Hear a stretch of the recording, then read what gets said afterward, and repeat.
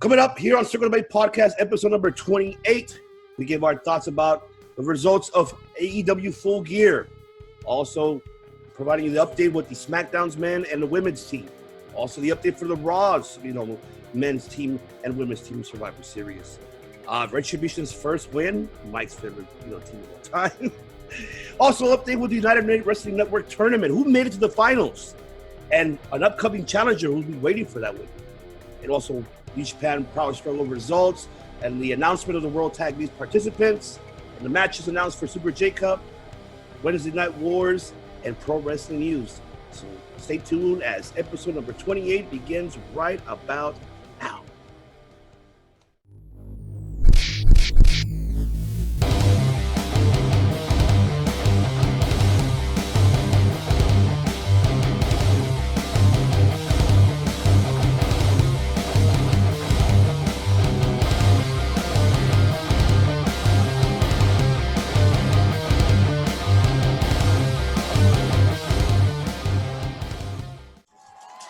Welcome, ladies and gentlemen, to the Circle Debate Podcast, episode number 28, 28. I'm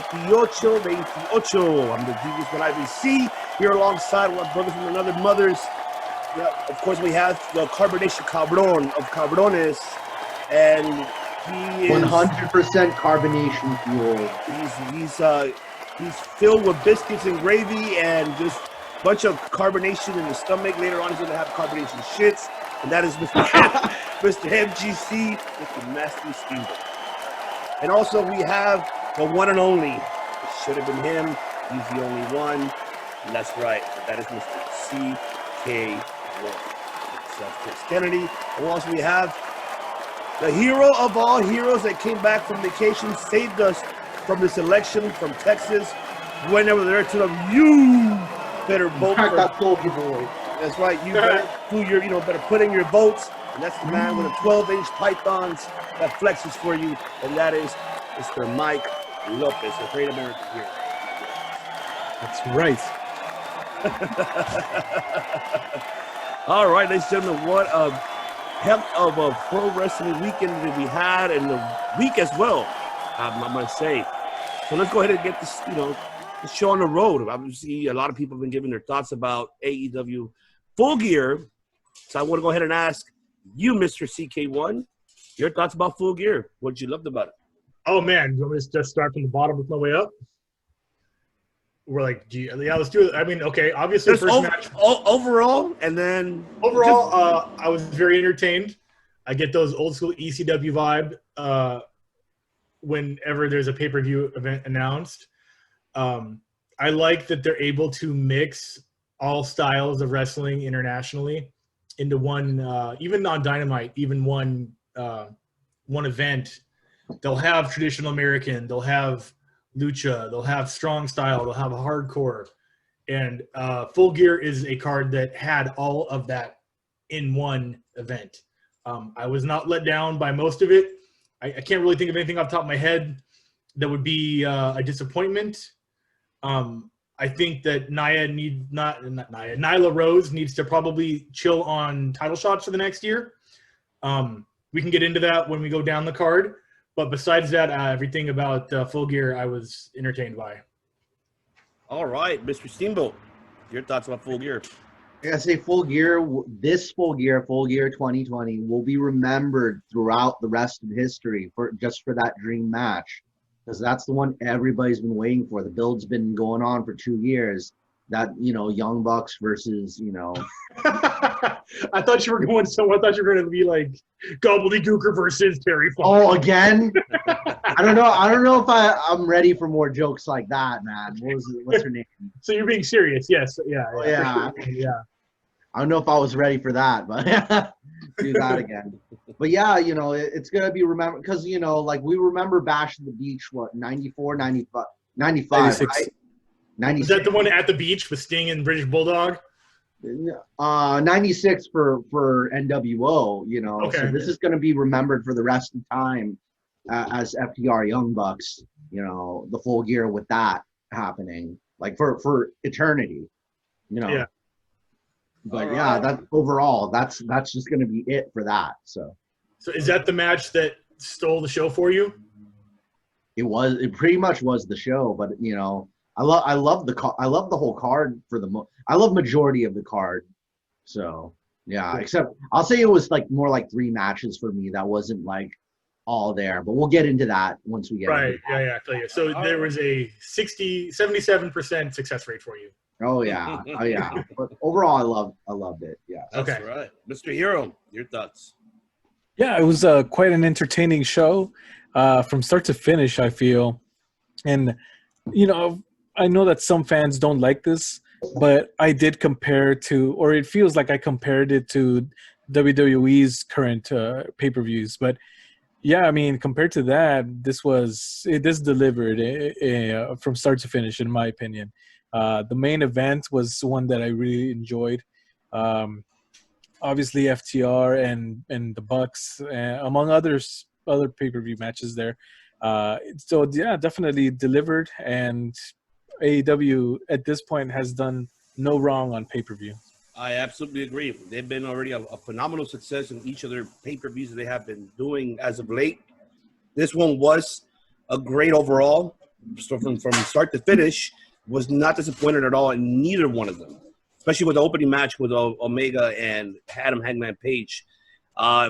It was just a 50-50. Everybody thought that it would have been, Page actually winning. But as we all said it in our previous archives before, that we did mention that it was going to be for Kenny to win this, to get his retribution against Jon Moxley coming up. So Yeah, I will ask. when you say it was the first match that was aired was obviously Kenny Omega versus Hangman, but I don't know why they didn't put that Serena D match on the stream. That did come beforehand as a dark match, and that was an NW. I mean, maybe because it was NWA, and they kind of didn't want to promote NWA on their pay-per-view. Now that I am speaking this sentence, that might be the only reason. But besides that, Deeb definitely deserves pay-per-view time. Absolutely. So. Oh yeah. Hopefully they make it up to her by just giving her more airtime. Yeah, definitely. I mean, we will have to wait and see on that. I mean, she is signed with them. She's with All Elite, so that's something that I like. The fact they're having that relationship, how we said it probably before. And now the other one that's during Don that. Callis. Exactly. Don Callis was on the mic, dude. Yes. Cyrus Virus. Yeah. From Don Callis. Impact, like currently the VP of Impact. I don't. You know what? I was going to say this. I'm glad you brought that up and reminded me, because that actually doesn't rule out the possibility, because I was at Double or Nothing, and who I saw working the merch table was Don West of TNA. And I was like, maybe we could also get Don West on commentary, maybe just do guest work on commentary one day. We could get Mike Tenay could come by, because there's some good one-offs every here and there, There's no reason that if you're not Vince McMahon, that these companies can't work together. They're not fighting over ratings. They're not even on the same day. They share talent. You already see Serena and Thunder Rosa. Sorry, I was going to say Tay Conte for some reason. Chris, was it you who said that? I don't know if it was you or if it was like another podcaster who said that AEW is like the indies on national television, more or less. Or it's I said that. The portal. Yeah, I mean, Noah's done that. Ring of Honor is kind of regional. I think you can watch Ring of Honor on some like Midwest channels. But AEW is absolutely, it's an indie scene funded by the guy that owns the Jaguars. So there's no reason that the territories still kind of are coming back with NWA, with Impact, also being in Florida with AEW. There's no detriment to having this revolving door of feuds coming through and sharing. It's kind of like, Chris, it's kind of like if a billionaire owned TRL and only had underground bands like perform on there. Right, like when they, you may not remember this, but Matt Pinfield used to have something called Farm Club on MTV. And Farm Club would be what you said. It'd be the up and coming. Like they had Orgy on before Orgy was a thing, and it would be the underground TLR. God, I'm old. TRL. Yeah, Total Request Live. Yeah. American Bandstand. All those great shows. 120 minutes. MTV before 6 a.m. was playing the stuff that probably would not get airtime on mainstream. But AEW and Impact, is it called Impact now? Oh yeah, it's Impact. Yeah, Yeah, Impact. it is I Impact. just want to say TNA. It just rolls off the tongue. Yeah, definitely. NWA. I mean, that's a unified front right there. And if they're sharing talent like this, dude, it's nothing but good stuff. And then Matt Sydal is appearing on Ring of Honor at the same time. He's both like he's on AEW and Ring of Honor. He was in the tournament. Yeah, I think the girl that Serena Deeb just beat, this Allison K, she's a free agent. Allison K. She's still currently in like some other company right now. She's a free agent. She's no longer. She's no longer in NWA. She's already parted ways. She's fresh off that boat. She's fresh. And of course, we were talking about most of the women's division. If we can go ahead and figure out the situation with Tessa Blanchard, I don't know where what the issue with finding her a home is, but let's get her over here. Have her with Thunder Rosa. Have a few to go with that. Just her dad's definitely all in with her. Like he definitely would want her there. Yeah, I would too. Yeah, I think we said that about like with Shaw Guerrero and her mom. So like we got the parents and we got the kids. Hey, so we need to keep Shaw down there in GCW. Yeah, have the parents and the kids together. In Star Wars nice. in Star Wars terms, this is the Rebel Alliance coming together to defeat the Empire. It's not going to take just one company. It's going to take the alliance here. And I'm not talking about ECW and WCW. You put the most hilarious image in my head. Freaking Darth Vince. It's good shit. I got my lightsaber here. Got my lightsaber here in the cigar. Shane McMahon, I am your father. Shane, there you go. You're a step, Shane. You're fired. But those are my thoughts on this trifecta, this little romance we have going on. Paul Heyman's Yoda. Come on. Yeah, I mean, like I said, we'll see how the relationship will go. With that, we'll just have to wait and see on that.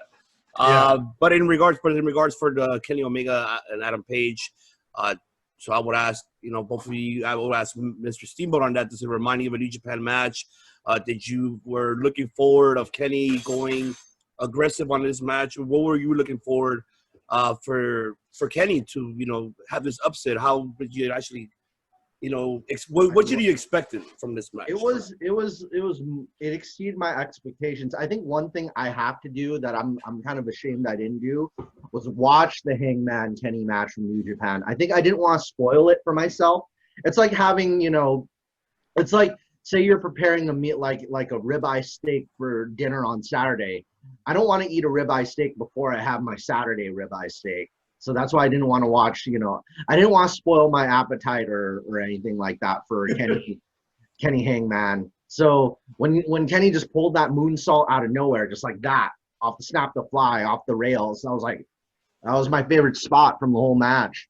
But, Kenny really is back. He's very like arrogant, very arrogant, very cocky, just how I remember the Cleaner being. Who knows? He could just start singing some song out of nowhere just to be a douche. So it's going to take time because, first of all, I mean, it's barely the audience is barely getting the peak of him, of what he was in New Japan. So they're not really familiar with him, first of all, especially here in the States, who are not familiar with Japan. So they're barely getting the peak of Kenny Omega or what's about to come, which we're seeing either heelish style or mixing that with his, with this baby face. But how AEW says there's no baby face, no heel. We don't even know. So it's all about the record. A lot of tweeners. It's just a lot of work for him. Yeah, smarts are going to cheer Kenny Omega no matter how douchey he becomes. Yeah. That's just the way it is. Yeah, definitely. It's just like with Adam Cole. It's like with any other anti-hero. Your performance in the ring supersedes your performance on the mic. Yeah, definitely. The other one that I actually that intrigued me as well, I just wanted to bring this up because I want to see your thoughts about it.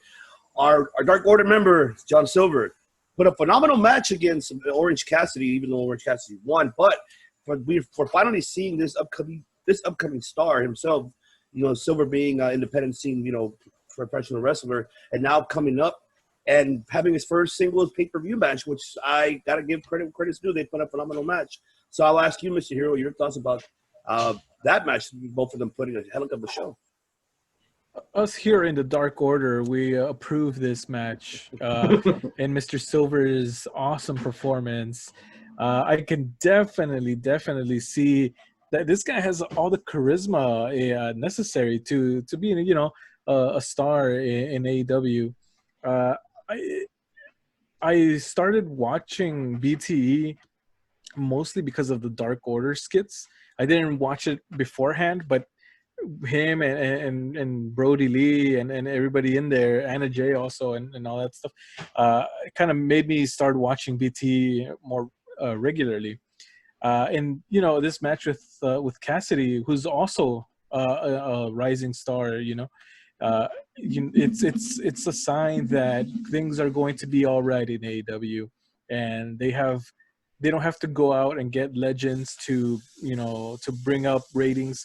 They have homegrown talent in there right now that people like myself are getting to know that didn't necessarily watch them in the indies. So it's nothing but good things for sure. Definitely. Yeah, when you say they are not having to outsource the bigger names for the ratings, they're using Orange Cassidy as an enhancement talent, which is crazy in a good way. Usually you will have someone like Jericho be the bigger name, pull up like Orange Cassidy, which is exactly what happened. Now they're using Orange Cassidy to pull up John Silver. It's this, I don't want to say brotherhood because that's kind of ironic, but it is sort of this homegrown, help each other out. Let's develop our own characters on our own, literal two legs instead of having to make our name off of someone else's name. And like you said, this is a sign that AEW is going to be all right. There's not going to be a lack of talent that we're not interested in. There's not going to be guys coming through the curtain that are just going to job out to Hogan and we'll never hear from again. There's no Lash LaRue or Alex Wrights. This came out on my Facebook feed. YouTube feed. It was John Silver's audition for Tough Enough. I forgot which season it was, but yeah, in that video he turned it into WWE, and he had the same kind of comedic style as he does in BTE. So he's not pretending to be somebody else. That's him. That's what he wants to do. That's what he wants to do. That's really him. Yeah, I mean, and kudos to him. Definitely that he put a hell of a show with Orange Cassidy, and how you guys said he's an enhancement. How you said it's going to develop a lot of what with AEW, what they're doing, and we're looking forward for the upcoming future for both of these gentlemen, and for the Dark Order especially. I'll be bold and say this: the sky's the limit if you're new talent in AEW. It's what you make of yourself now. That's the most beautiful thing about it. I agree with that. Angle-wise with this, Mr. Lee does not like a loss. That's for sure. And I think John Silver has maybe too much charisma to be a minion. So I don't see him lasting too long in that faction as kind of that minion character.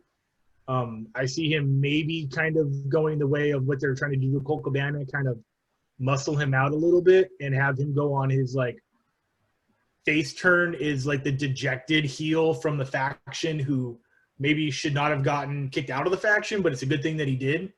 I can see that totally happening and he becoming just like Orange Cassidy, just slowly climbing up a singles career. Yeah, I definitely agree. I agree with that 100%. The other shocking one, which nobody thought as well, was a new TNT champion. That was Darby Allin defeating Cody Rhodes. And it was a clean, and a lot of people expected Darby to lose. Even in the Vegas odds, there was Vegas odds that Darby was, I think, the underdog, and obviously Cody was favorite.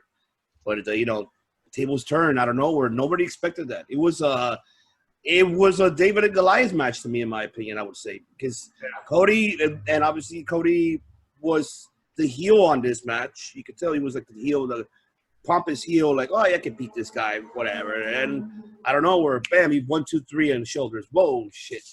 A lot of people A lot of social media platforms, a lot of critics saying that he did not deserve it. A majority does. I feel that he does. He was well deserved. The only thing I did wish is they built the story for it. I mean, they did in a short stint for a minute because, okay, last year, I think Cody beat him twice, if I'm correct. And then it's just, I don't know. For me, it wasn't a really great story. It was just, I don't know where next. Oh, yeah, I'm challenging Darby Allin at Full Gear. What the fuck? There's no build-up. You just have this. That's the only thing that kind of like threw me off because I'll be honest. I was really like, okay, Cody's gonna win this. Because I don't see no story built. It's just another match to add in the card. But it shocked me like as well as shocked you. So I'll ask you, Mr. CK1, do you agree of what do you agree what I'm saying, or how did you feel? Story-wise, AEW isn't really. There are storylines, obviously, and there are some long-running stories. But regarding the TNT title, it is like the old school U.S. not old school, but I guess you could say the new school U.S. title, where it is a pound for pound defended on any day of the week against any opponent. It has more of that vibe as opposed to a storyline build. There was the Brody Lee versus Cody. That was a very quick storyline that lasted the extent of Cody losing, coming back a month later, winning it, and now dropping it to Darby. And then the redemption story, obviously. Who knows if anybody watching now remembers those losses to Cody last year. So maybe another week of storyline would have been all it needed. But Darby winning it, I don't know if I was surprised. Cody was definitely hammering in the you'll be the face of TNT, just not right now. So I was kind of like, oh, well, that kind of feels like he's going to win it then. Yeah. And then as far as Cody is sort of being a little bit arrogant, but I think the real heel in that match was kind of Arn. Arn was doing a fantastic job of pulling Cody aside. He had the checkboard. He had the playlist. He was being the Bill Belichick of the match for sure. He was telling him like, hey, man, don't do this. Don't do that. Muscle him. What are you doing? Get back in there. There was such genius coaching that you see managers, but you don't see coaches. And Arn Anderson is pulling off that coach role to a T. Except for the part where his guy lost. And I'm curious to see they rushed the title. I don't know if they rushed the title onto Darby. And we'll get into last night's Dynamite where Cody basically said, I lost to Darby. Feud's over. I'm like, okay. You don't see that anywhere else. Usually guys like, I demand a rematch or this storyline isn't over for another 6 months and we're going to wear this out. Cody was straight up like, yeah, I lost, and I'm not going to challenge Darby anytime soon. I was like, okay, so where's Cody going to go? We know he can't challenge for the NWA AEW heavyweight title. So I don't know where Cody's going to go. I think we're going to get – are you hinting at what we're going to talk about later in the show? I have no idea what we're going to talk about later in the show. No, about Cody. Him going on to bigger things. Yeah, we'll get to that. We'll get to that. We'll get to that. That has so many WTFs in it. Yeah, that's it. Yeah. We'll get to that when we get. I forgot about all of that already. I already erased that from my mind. Because we'll get into how good the segment was up until that last 2 seconds. Yeah, we'll definitely get into that. Anyways, my thoughts. I like that they're not resting on the legends and they're not using the legends to squash these kids. And Darby's a hard worker. I'd like to see how long he holds his title for. I must say this about the Cody Darby rivalry because I already know because Cody's such a fan of that that late 80s, early 90s WCW. That was like Cody's like love, his passion. That's it. Those are his favorite. Like our favorite bands. Well, Diamond Dallas Page didn't raise him, but was his babysitter. Mm-hmm. And I don't know if you know this, but the Diamond Cutter is the Ace Crusher. So we all know that he didn't invent the move. But Diamond Dallas Page perfected the variations of the Diamond Cutter on an 11-year-old Cody Rhodes on the couch. Mm. So that's exactly where Cody comes from. He has a love for that early 90s, late 80s kind of pseudo-flyer kind of style. I really say this because I'm pointing out what Cody said about Darby Allin in several interviews. Like Cody said that he sees Darby Allin as the next Sting. So the way this match, the way they're playing this feud out, Cody wants this to be Sting Flair. That's what he wants out of this. He wants this. Cody is in the role of Ric Flair. Darby Allin's in the role of Sting, and you know that upcoming that new and upcoming baby face, that upstart. You know, Sting wasn't as like promo. Oh, he had some promos, but like, you know, Cody was like the specialist with promos. You know, the kind of the silent, strong, good guy was kind of like Sting still. Like, you know, this is like if you got the Crow Sting, but he had that gimmick in his early career instead of Surfer Sting. Yeah, that's like the best way to put this. So that's why, you know, like I'm actually not surprised at his win either. Like I could see he's pretty much going to be like one of the big baby faces is like Darby Allin, Orange Cassidy. And then we just have to wait. Like we've already seen some with Jungle Boy. So I think Jungle Boy is going to be the other big one we're going to see. Jungle Boy who knows? Jungle Boy might be the TNT champion maybe next year. Year first. Or heavyweight champion. Which could happen. Yeah, it could happen. The one thing I want to say about AEW, and I don't know if we've ever discussed this factor, is they don't have there's not a lot of swerves, and there's not a lot of what the fuck surprise moments. There's not a lot of that going on in AEW. I know if there is, it's not bad. Yeah, it's not like it doesn't make sense. It's not like some crazy surprise roll up or someone turns on somebody and then the title goes to they don't have a whole lot. It's like realistic. Like Arnold Schwarzenegger taking the title, like or actual RoboCop coming out and fighting. I just saw RoboCop last night. I know you did. So, you compare, or Darby Allin has been compared to Sting. Now I'm just waiting for Darby Allin to debut his surfer gimmick someday, hopefully, right? Oh my god. Well, he's a skater. Skater is like cement surfing. Yeah. Okay. So he's already, hanging. Yeah. He's hanging 10, and then he's hanging off the side of a tree in his backyard. Yeah. For me, that is weird though. He does have like a jackass gimmick. It's really weird. Like, yeah, he kind of does. Steve-O, he just did that. Steve-O, Steve-O just recently showed up. He's been doing I'm going to do this acid drop off a tree through a car onto some nails onto a ramp, like since his debut in AEW. I know nothing of his career in wrestling prior to AEW, so I don't know the origins of that gimmick, if that was happening on the indies. I think I heard something like he'd only been wrestling for like 6 to 7 months before his AEW debut, and that was his AEW debut was the first time he'd ever been on camera. So that's, he's learning on the job. And he's already a year and a half later a champion on a national television show. I mean, I don't know about all that because I haven't looked up his career prior to AEW. Yeah, exactly. But if that's the case, then what a great thing for AEW to have this talent, charismatic talent that has a lot of potential and has been only to them, And if I were Tony Khan, I would have definitely done the same thing, giving him the TNT title. Here's our guy. I'm glad that title. I'm so glad. So I'm actually glad that they did that. However, I would have liked for Darby to come walking down like how he did this past Wednesday, to come walking down from up there on the Go Home episode of right before Full Gear. To kind of really okay, now he's stand nose to nose with Cody. Yeah, I would have wanted that cool. to happen. Because Cody had like 20 people in the ring. I think it was compared to the old NWO.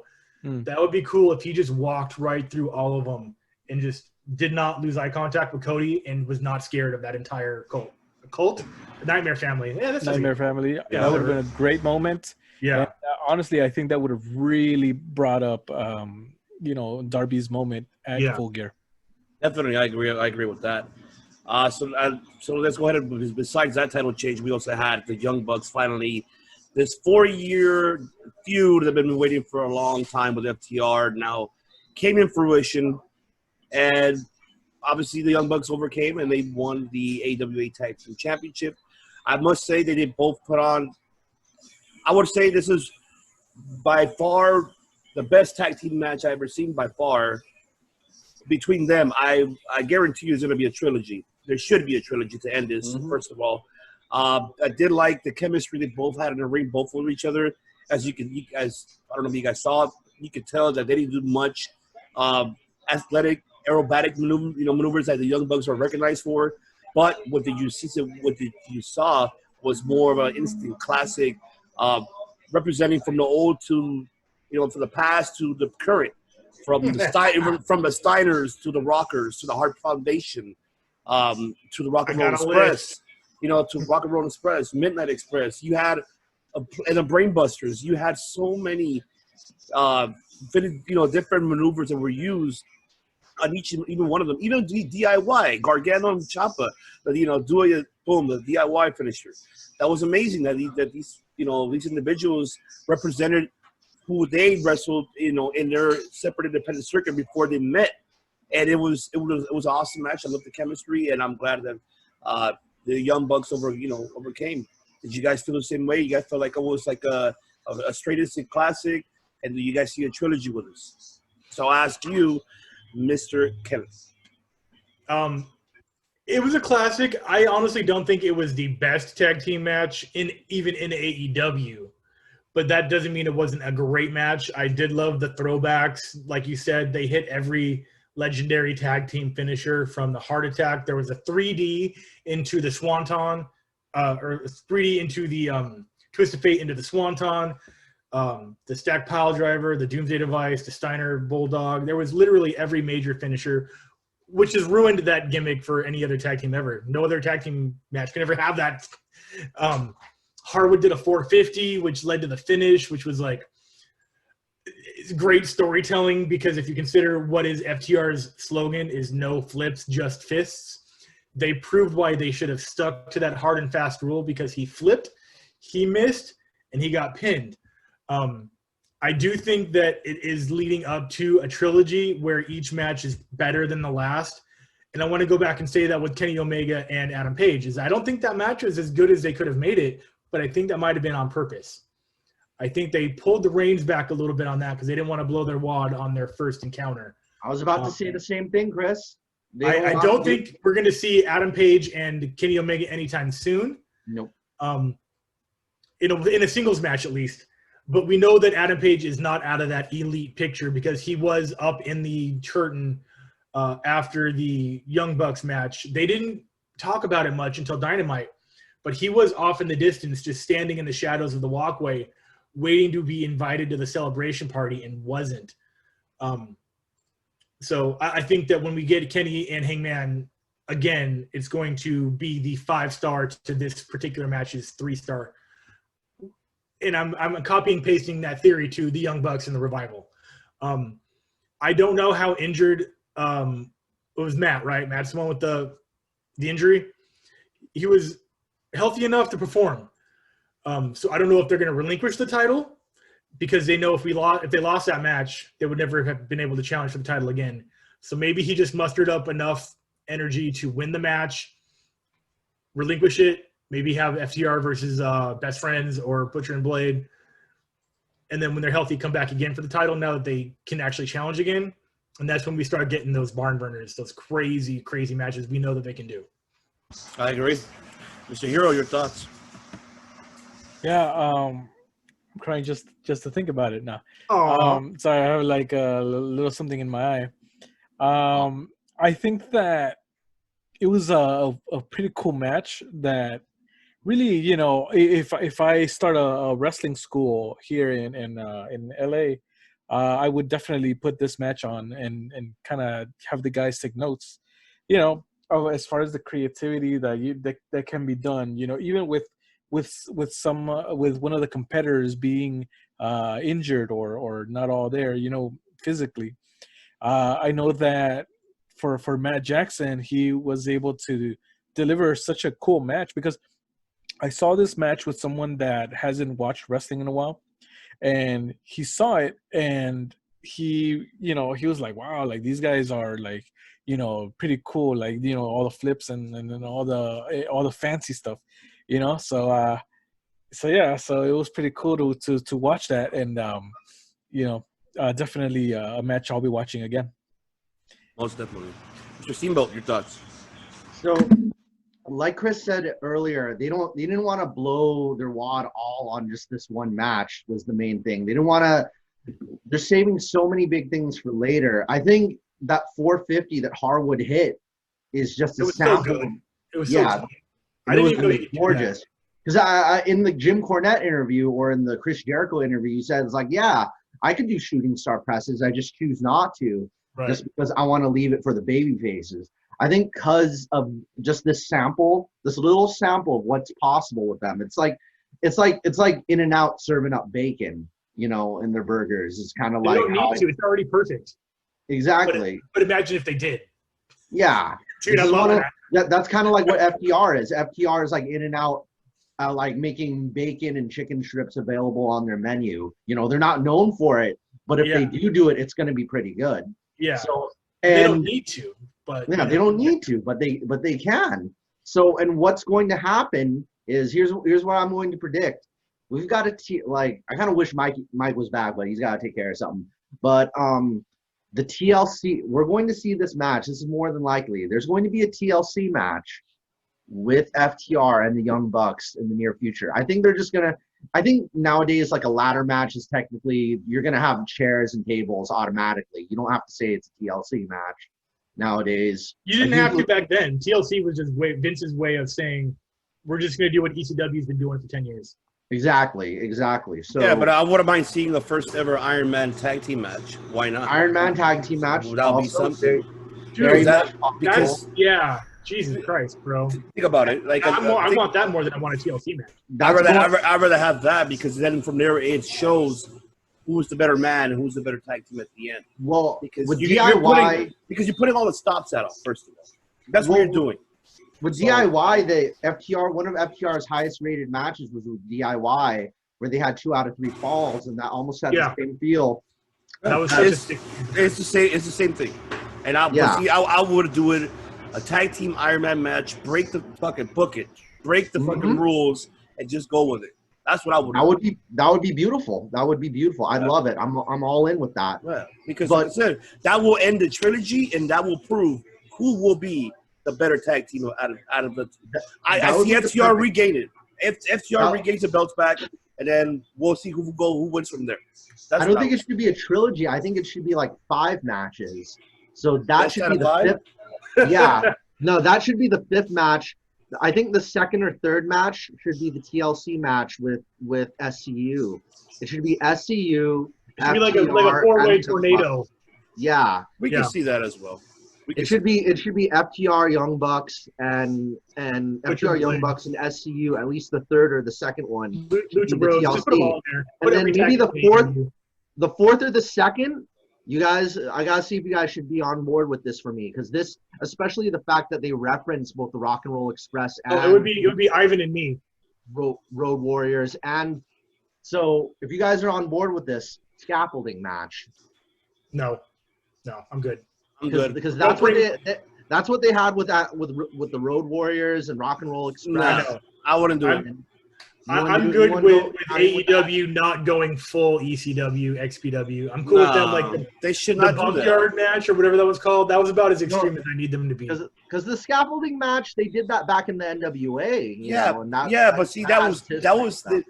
was different times though. See, that was different because that was something different and excitement. And now that remind you that AEW is not like they don't want to be the ECW, no pun intended, or I've seen 2 scaffolding matches in person or Combat Zone wrestling. I mean, they already have it enough with John Moxley doing everything with that, you know, because he knows the knowledge of it. I don't think it needs more addition to it. I think you just leave it basic pro wrestling style of mano a mano. That's what it should be. That's how I think it should be a traditional wrestling match. That will do because. I mean, obviously, we know both of these individuals' credentials where they're coming from. You know, but how are you guys on the TLC though? With the because Mike, how do you feel about that too? Okay, especially since TLC is your favorite match. Yes, absolutely. I'm all for having them, go back and forth and whatnot, especially with the title involved. But definitely spread it out as much as you can. Spread it out. Don't blow all that so much. Yeah, don't be like WWE this could go on where for 3 years and I love it. Yeah, no. And don't let it be like the Street Profits and the Viking Raiders where they're challenging each other to you know, a little. Well, that title back and forth like 9 times. But Yeah, I mean, so- yeah, I agree with you because how like UFC style, start from the ranking bottom. Now you got to build yourself back up in the rankings, and they get it. And they do that. I love that AEW does that. You don't have number 10 versus number 10 versus number 2. Yeah, definitely. I think the only thing about like it being too far apart is just like worrying about injuries that would happen that could prevent it. It's like, oh, we never got to that third match because so and so had this injury that prevented them from working a certain way for the rest of their lives. So Or the opposite, where Yeah. they prevent that injury by not having them look too close together. very true, very true. Right. All right. So let's go ahead and move on. I want to go ahead and move on quick. I want to get this off the subject right away. All right. So then we actually had the Matt Hardy and Guevara, the elite deletion, which is out of all of the Matt Hardy ones he had, I would say this one was by far second best. For me, the first one was him and Jeff Hardy. That's my favorite one. Him and Jeff for the first time. But this one, they pulled it off. And I like the fact that he was himself, but, you know, he was in between characters. And then we saw 2 appearances. Of course, we had Gangrel. You know, he showed up, and then what's up with that? We had, you know, obviously, Dude, Hurricane. That was amazing. I loved it. My brain can't understand how good that script was. Everything was perfect for that type of match. There was a line Matt Hardy had said when, I forget, I need to watch that match again. I need to watch it like 5 more times. Same. Where someone came in and said like, "Oh, you're doing a elite deletion match, huh?" He's like, "Yeah, you know, I had to come to AEW to finish the storyline. Anyways, delete." I was like, "Oh my god!" They didn't break the fourth wall. They broke the space-time continuum. Did anybody notice? Sammy threw Hurricane into the Lake of Reincarnation. Yes. And then a split second later, he came back out as Shane Helms. Yes. Mm-hmm. The joke The reporter. is that, yeah, the reporter, he was reincarnated immediately as himself. It's an unlimited storyline with this guy. I understand that this is probably the last time we're going to see anything resembling this from Matt Hardy. I hope that's not true. I hope not. We did not know that. With this big, it's a joke. I mean this respectfully. With this big joke, it's an inside joke universe. It's its own universe. It is unlimited potential for so many funny jokes that smarks are going to understand, that the casuals Love letter. might understand, but they probably won't, but might be entertained anyways. I just the Senior Benjamin showed up, and it's been a while. I was hoping Vanguard 1 showed up. Like, you could have just thrown everything into this, and it was the perfect cinematic match. I was more that Undertaker AJ Styles is pretty good. That was like a 9 out of 10. This to me was like a 9.5. All right. Mr. Agreed. Tebow. So I really gotta say, especially AEW has this talent for taking anything that goes wrong with them and turning it into not just a positive, but into something both fun and for everybody to enjoy. First, they did the thing on being the elite with the fake punching and the Dark Order, and then they just made fun of it right away. That was so And funny. then, you know, and then just everything else that happens. They did the Matt Sydal thing, and then they turned it into Michael Nakazawa putting oil on the turnbuckle.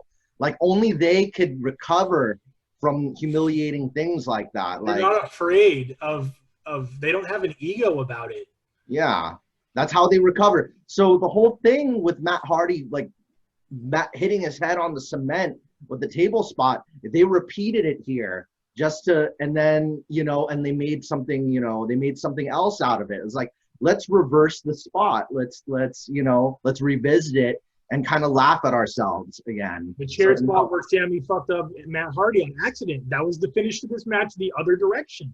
And that's one of the best things about this match. It's just, you know, they like if this was under Papa Vinny's banner, we would just have to live with that mistake and then, you know, go and see It will be a different ending. Automatically, Yeah. different ending, different plot. It will not be the way how they wanted it to end it. And Every the way how And every the detail. fact that this storyline started in TNA or in Impact. I'm sorry, I did it again.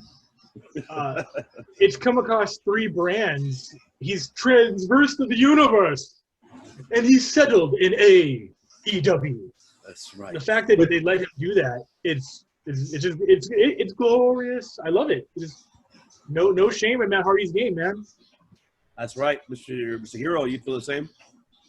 Absolutely, man. You know, for it to come from Impact through WWE, it main evented Raw, you know, and then now in AEW, it kind of Matt Hardy should be very, very proud of this, you know, and rightfully so, right? I like the yeah. I feel like this is you know, first is the first one, the one with Jeff Hardy. This is a very, very close second, and props to Sammy Guevara for definitely also delivering in this match, and everybody else that got involved, including the Hurricane who got thrown into the Lake of Reincarnation. And it's interesting. We know the name of the lake, you know, and stuff, and because of that lake, we have the Fiend now also. You know, so it's like having. It's like full circle sort of. It's like having Doctor Strange go throughout the Marvel and the DC universe, right? And then tying it all together in a Deadpool movie. Yeah, you know, it's just you can't write this stuff. Even though Vince somebody did. wishes he could, but no. It's so unrealistic that I think you don't call. You don't call us. He doesn't. But yeah, man, I have to rewatch it again. I like that they brought the fireworks back again, and I like that despite everything going on outside with everybody else, Matt and Sammy were able to go indoors. The door shuts down, gets closed, and the match ends there in a very climactic way. So very cool, very, very awesome. If you were to tell me a year ago that my two of my favorite matches in AEW were going to be the Stampede match and this match, like I would not have known what to think of that, because these are cinematic matches and they're so great and they're happening on just this brand that just popped up, and they're just not afraid to try weird. They're not afraid of weird. That should be on the t-shirt. Yeah, I remember in WWE on Raw, right before this match or their version of Matt's match came up, Michael Cole kind of apologized for having this match on TV and said that people, I don't know if you guys saw that, but we would like to let you guys know that this might not be for everybody. So stuff like that, something like that along those lines. He buried it before it even happened. I remember that. Right. So to have them build up this match as good and have it work in, like how you guys mentioned, into other things that have happened throughout the storyline, it was great, and I'm sure Matt is very proud. Definitely, yes. I agree 100%, and it was a great success. I'm sure Matt Hardy's proud too. Yeah. Not you, Max not Kellerman. Not Cardona, not Seidel, not Murphy. No, not you, Max Kellerman. We're talking about Matt Hardy. But yes, I just want to go ahead and move on very quick, because we've been stuck in the subject for a while. So we had an MJF joining Inner Circle. We thought it was an instant classic. Moxley beating, obviously, Eddie Kingston. It was that one. I was a phenomenal match. I did enjoy it. I like how Eddie Kingston went out, like giving you the finger, like, okay, boom, great, everybody. It was phenomenal. I have to say that AEW pulled it off, and by far, what a great ending for this year of 2020 to end it with this pay-per-view. I have to say. So I want to go ahead and move on now with that, ladies and gentlemen. Now let's go ahead and move on with the SmackDown right quick, but pretty quick. We already saw that 4 participants already were in the SmackDown team. We have KO, Jey Uso, and Seth Rollins and King Corbin. So who's going to be the last one? We don't even know who's going to be the last one. And so I'm going to ask you, Mr. Hero, who do you think should be the last member in the SmackDown? Look at the SmackDown roster. Who will you choose? It's literally what I'm doing right now. You know what? I don't know why this name popped into my head right away, but Dominic. Put Dominic in there. Why not? Let's keep this Aaliyah storyline going, with Seth and Murphy and whatnot. I wouldn't mind seeing Dominic in there, to be honest, getting a lot of experience getting, facing other people, him versus Reigns or Corbin or, because I'm pretty sure, he would want to face some of these other guys. So, I think that would be cool. Fresh face. All right. Mr. Steamboat, who would you want the last member? I'm going to go with Mike's option. I'm going to go with Dominic also. The real Dom. I would have to go with Aleister Black. I need Aleister Black. That kind of evens odds. Either Aleister Black or what the hell happened to Apollo Crews? He was hyped up from Raw. He went to SmackDown. What's up with that? What are they doing? What are they doing? I was expecting Apollo to be up there. They had him hyped up. I guess not. So there you go. There you have it. CK1. Who do you feel should be in that last Who's one? on it right now? You said Jey Uso. Kevin Owens. Seth Rollins. Yeah, Jey Uso, Kevin Owens, Seth Rollins, and Baron Corbin. Okay, so we have roughly 10 days to get a storyline across. They need to figure that out. Like, they need to have a reason this person's on that team. I wouldn't mind seeing with Jey Uso, you kind of have the heel on there. You also, it's kind of like a heel team as it is. Yeah, you already have 3 heels. You have Kevin Owens' babyface. Yeah. So you'd have to balance it out with, who's left that's a face? A Shorty G? Like Apollo Crews? You still got Ray. You still got Dominic. You still got Apollo. Also, they got to change that name. They did. Yeah, honestly, it's probably going to be Ray because I think Dom is a little too green to work an 8-man with that dynamic. So I wouldn't mind seeing Ray, and then something happens where Seth kind of turns on Ray in the middle of the match. I don't see SmackDown winning that match unless it's by some kind of fluke written into the storyline. But it's all bad guys who don't like each other. So that's just where it's at right now. All right, definitely. And also we have the women's one. We already have Ruby Riott and Bianca, so we don't even know the next 3 women as of yet. So we'll stay tuned for that, ladies and gentlemen. Let's go ahead and move on with Raw now, right quick. I want to go ahead and move Raw. We had the last participant, Matt Riddle, defeating Jeff Hardy and Elias, the triple threat match. That was a great match, by the way. I like the chemistry that Riddle and Hardy had along with Elias. So it was really good. It was not a bad match. Now we having, Riddle with the win. At first we were like, okay, it looks like they buried Riddle, and now they brought him back, and he won twice in a row, winning in the tag team match with Keith Lee beating Sheamus and Strowman. So that was unexpected. So now that Ross team is set. So do you guys like it, Mr. Hero? Do you like that Ross team so far? It's okay, I would say. It doesn't land like among the teams, like for example in 2005 or even 2001. Those were awesome teams, but this one's, this team, I don't know, it just kind of lacks star power in my opinion. Maybe because the world champions are facing each other. So, I would have wanted to see the champions captain their own team. But yeah, I do feel like it lacks, the higher names. But, we'll see what happens. I think Team Raw is going to win. All right. Mr. Steamboat, what it lacks? same? Oh, sorry, go ahead. Yeah. Everything Mike just said. Copy and paste. Right, yeah. Copy and paste. I want to be excited about this because I've been watching Survivor Series for as long as it's been around. The most exciting thing they've done in the past 20 years, though, was include NXT, and they're not doing that this year.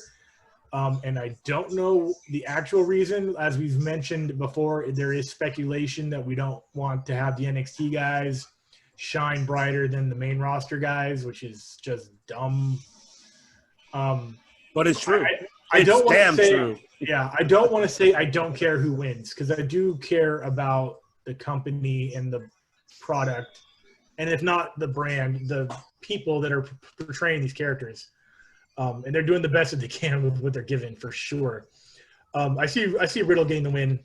Whatever the circumstances are, I see Riddle getting that last 8th pin or 7th pin. Yeah. And getting the win for Raw. That's the way it's going to happen.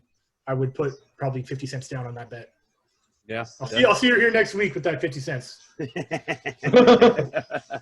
All right. And let's move on with that. So then we see Retribution getting the first win. Mustafa Ali defeating Ricochet. 0-1. Or like 12-1 or something. Negative like something, but I have to say it was a good match. It was a good match though. You know, Mustafa Ali and Ricochet, they put a hellacious match. I don't know if people were not intrigued, but I was definitely. I actually enjoyed it. Hopefully, these knows how to work. It sucks that they're using Ricochet. Ricochet should have been in the Raw's team. No disrespect to Sheamus, but Ricochet should have been in there. Sheamus, you're already overrated. With all due respect. Oh, I disagree, but that's a different list. That's a different list, though. That's a different list. Different list. I have my personal reasons because we were trying to, build up. We're talking about build up, by the way. We're not talking about. That's what I'm talking about. That's the only reason why I would exclude him out. Build up these. That's the main reason you have him there in the first place. To build him up. You're not doing shit with him. Take him back to NXT. Might as well. Fuck it.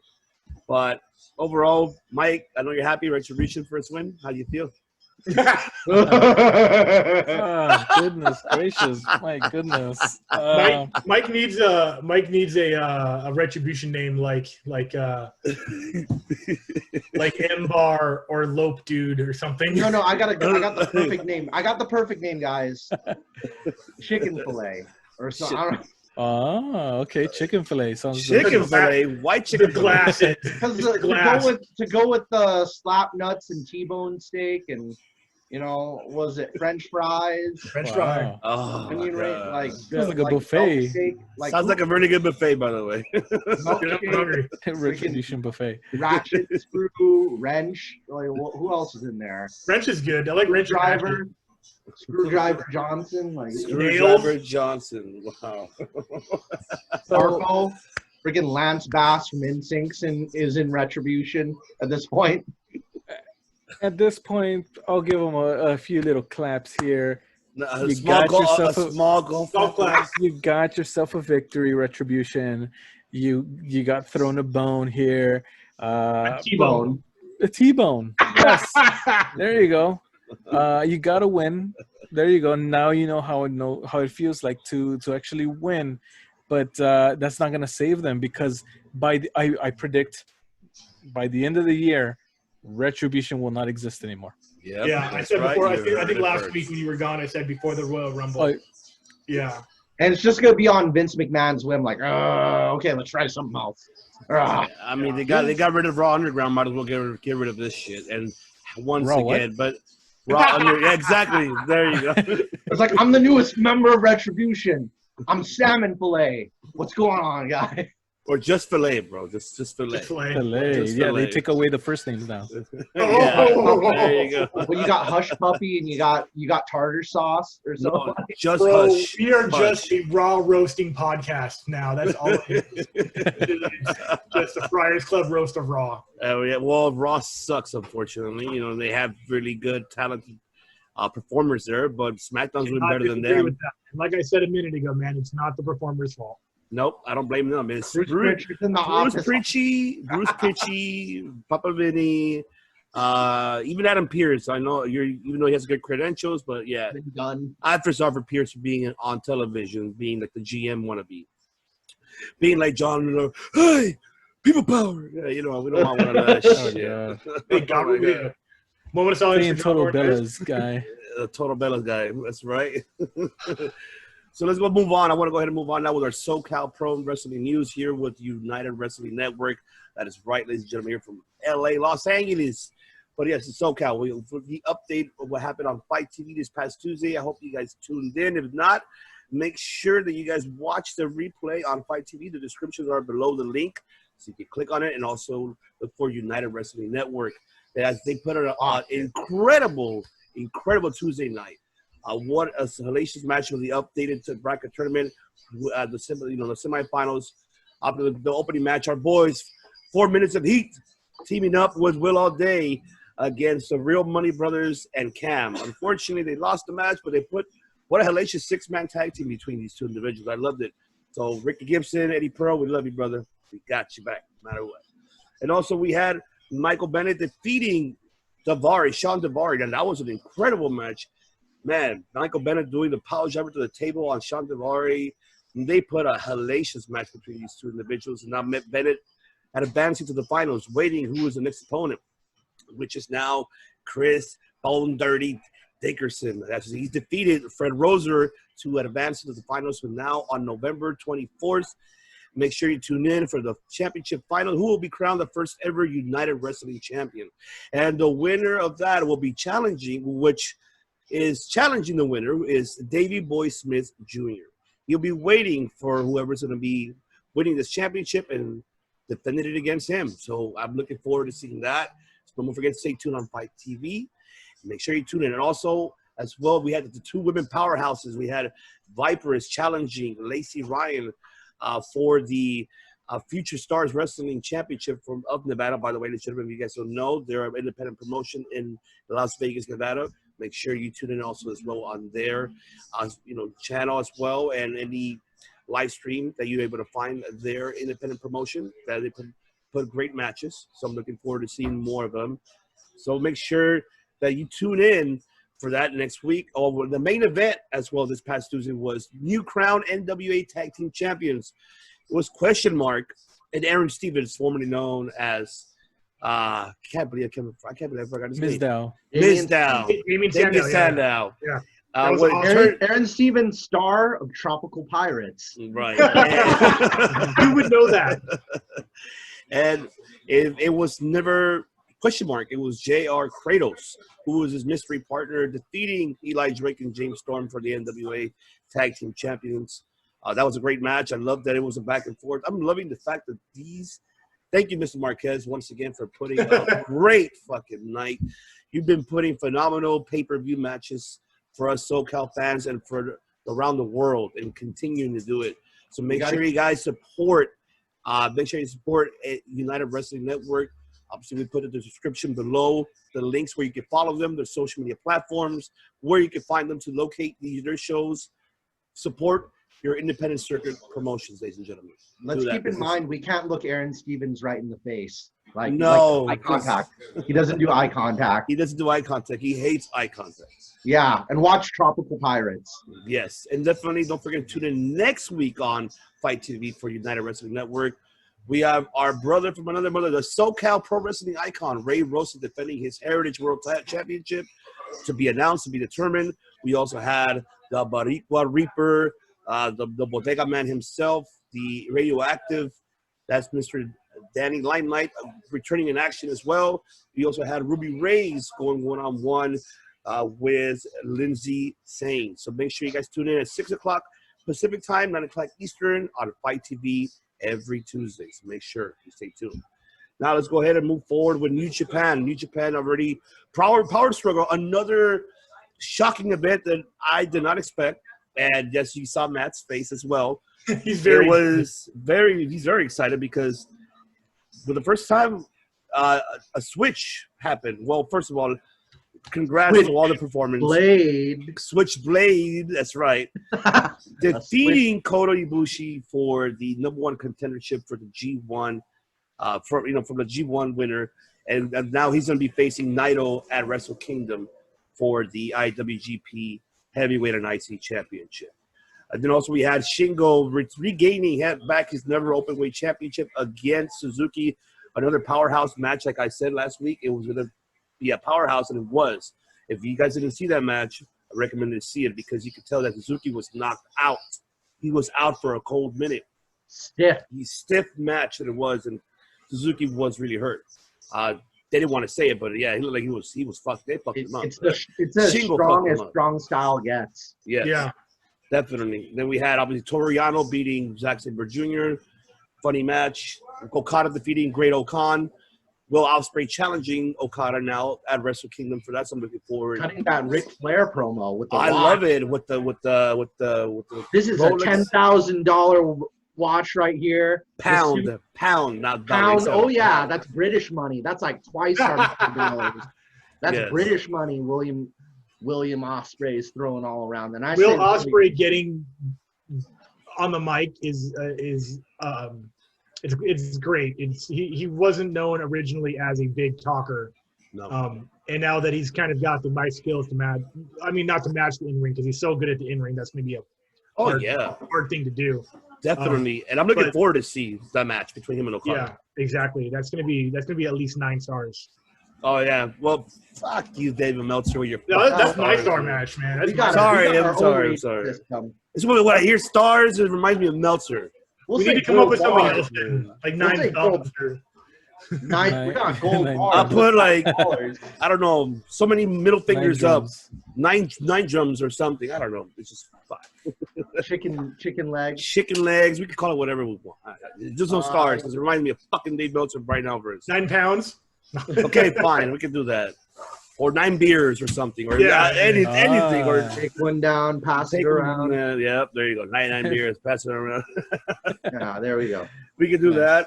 But overall, the one thing that I'm disappointing about this is you're doing a 2-night event, January 4th and 5th. You made Ibushi lose that number 1 contendership. Mm-hmm. And now you're putting him, because Naito was like, oh, I feel sorry for him. Fuck it, let me give him a chance. So Naito's still defending it against Ibushi on night 1, while Jay White, who beat Ibushi to get that briefcase, is going to be waiting on night 2. I am not happy about that booking. This should have been in night 1, Ibushi and Jay White, to face the winner in the champion in night 2. Not to have this fucking challenger who lost the fucking briefcase and then still gets a title shot. So what's the point of putting a 6-week event that goes on for 6 weeks? You lose it and you still get a title shot? What's up with that? Now that's something you got to tell me, Matthew. You got to tell me. I guess this is an example of what happens when you book yourself into a corner. Like you kind of have to figure out way to put it. When you book yourself into a corner. So like I think what they could have done was maybe like they could have gone for an angle where it's like, okay, Bullet Club's taking over. You know, they're extorting the management. You know, Bullet Club like Gato is you know, something with the new president. He's blackmailing the new president for a title shot or something. You know, that way they don't have to go through this whole him losing the suitcase and blah blah blah blah blah. And we've already seen Kota Ibushi versus Jay White. We've already seen Kota Ibushi versus Naito. We could work. They could have done something like this, like he's blackmailing the president. That's why he gets the title shot or something, you know, or maybe just make another, you know, maybe that little tournament that happened at the outdoor event. I forgot the name already. That instead of Yano winning it, it could have gone to Jay White. That way they could have both had Dragon Mega Fire event, Fire Pro 22. No, that was Kings of Pro. Yeah, KOP. Yeah, KOP doesn't know what it was. Yeah. But no, okay. If that's the case, then what they should have done is, with Evo and Naito, what they should have done with this, okay, 2 out of 3 falls. First, best out of 3. That would have been better. One for the IC, one a regular, one for the IC, and one for the heavyweight. Mm-hmm. They should have done it how they did it last year. Have night 1 the IC defended and the heavyweight defended. Then night 2, champion versus champion, and then there you go, like how they did last year. They could have done that. 2 out of 3. They did 2 out of 3 falls with Kenny and Okada, so they should. They did. Yeah, they did. They should. Best match overall. So they did. They so totally did that. I love it. So they should bring it back because we've already had like 2 normal matches with Kota Ibushi and Tetsuya Naito, and we've had Jay White. We've had those 3 face each other already. So why not add that stipulation just to make it more interesting? Yeah, because what it really did to me, honestly, they kind of disrespected the G1 Classic. First of all, there you go. This is a fucking this is a prestige. This is a Royal Rumble, but in Japan, this is a fucking tournament that lasts for 6 weeks. These guys are putting themselves on the line every day, every single day until they get to that prestigious, trophy just to get a title shot at Wrestle Kingdom. Well, here is the thing, Ivan. Like how this could make sense, like from like outside of kayfabe, is, did the Bullet Club did they get that win like in a dirty way? If they got it in a dirty way, this could have been like good for like the heel being like, Well, okay. Jay White uses the ropes for the first time. Nobody uses the ropes in Japan.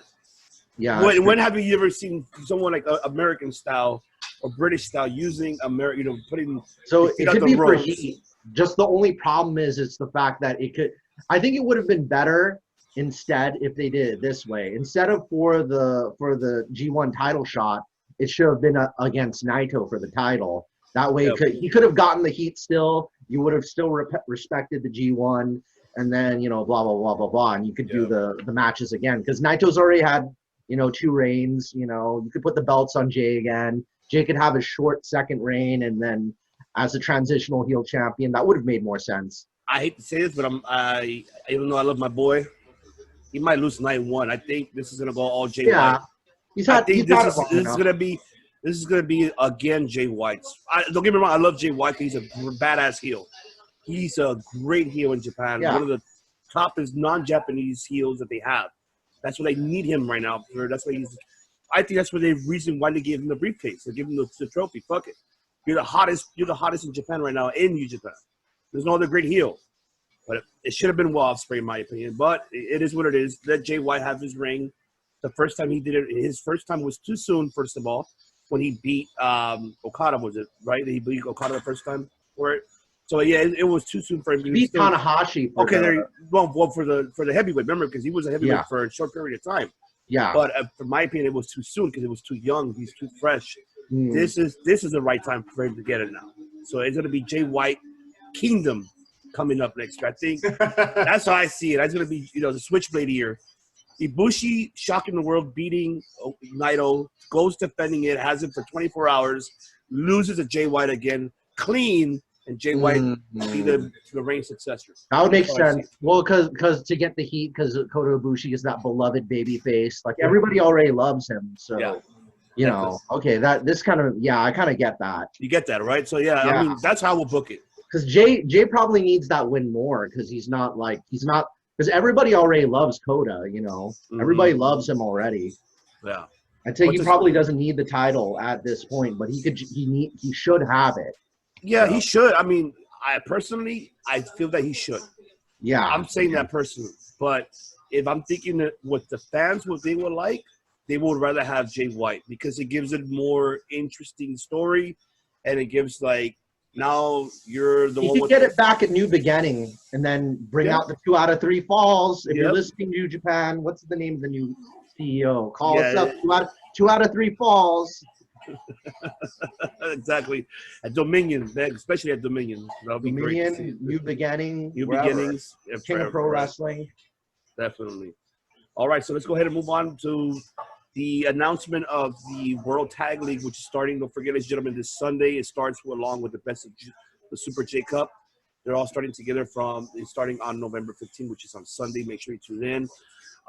The announcement is only 10 teams, and the 10 teams are the returning champs of the World Tag League, which is Juice Robinson and David Finley. They're defending that trophy against Zack Zomber Jr., Tai Chi. We had, the Gorillas of Destiny returning finally, Tama and Tangaloa. They're back on Japan. We see obviously Tanahashi with Toa Hinari. So that's again they're teaming up. I like that faction. It's not a bad team. Obviously we see Higorogoto and Yoshihashi. They're teaming up. We had Toriano and Tomohiro Ishii. And also we have Shingo Sonata, Ivo Yujiro, Bad Luck Fale, Chase Owens, and Great Khan, and who's the other one? So this is going to be the third member who will be joining Will Ospreay in the Empire. That's what it's called, alongside with Great Khan. So I'm looking forward to see who's it going to be. It can't be Robbie Eagles because he's competing in the tournament on the best of his Super Juniors. So who do you feel is going to be the third member in that faction, man? What do you think? Of the Great Khan, the Empire. Yep, and alongside with Will Ospreay. Who do you think is going to Robbie Eagles seems like the obvious one because they got to bring back the Birds of Prey. Like everybody's been saying Robbie Eagles on Instagram and Twitter. Yeah. They could bring in some more people, because Jay White's kind of busy leading Bullet Club, and this is going to be like the other. Because right now LIJ is pretty much a babyface faction. 100%. They've now jumped completely into babyface territory, so they need that other And then Suzuki-gun kind of, it's a little bit, it's half and half with them, depending on who they're facing. Yeah. So they need some more antagonists. Maybe this could pretty much be like Osprey is basically like Flair Osprey at the moment because of his jacket, his rich man. I'm fancy, $100 like $500 suit, 500-pound suit. Yeah. So he's gonna go to. It might just be 4 or 5 horsemen. Maybe we just might get 2 more people. And the girlfriend, I guess they're not counting that because she's not really doing in-ring stuff for New Japan. Right. So I guess we're just gonna see maybe 2 more guys, and that's it. But we'll find out this Sunday who's gonna be the mystery partner for Great Khan this Sunday. We'll find that out. And so make sure you guys tune in, ladies and gentlemen. And also, when we discussed last week the announcement of the Super J Cup in the States, the 8-man. We were all excited for it. Now they announced the matches. So now we have the first round matches. The Young Lion, Mr. Connors, Tucker Connors versus Chris Bay. ACH versus TJP. Ray Orus versus Blake Christian. And El Fantasmo versus Leo Rush. So that's going to be very interesting to see. Because let's say if Blake Christian and Leo Rush, how you said, Chris, that you wanted them in the finals, they can meet in the second round with this one. Yeah. And that's going to be something. And now you're going to have, so it's I'm looking forward to seeing this one, and I cannot wait.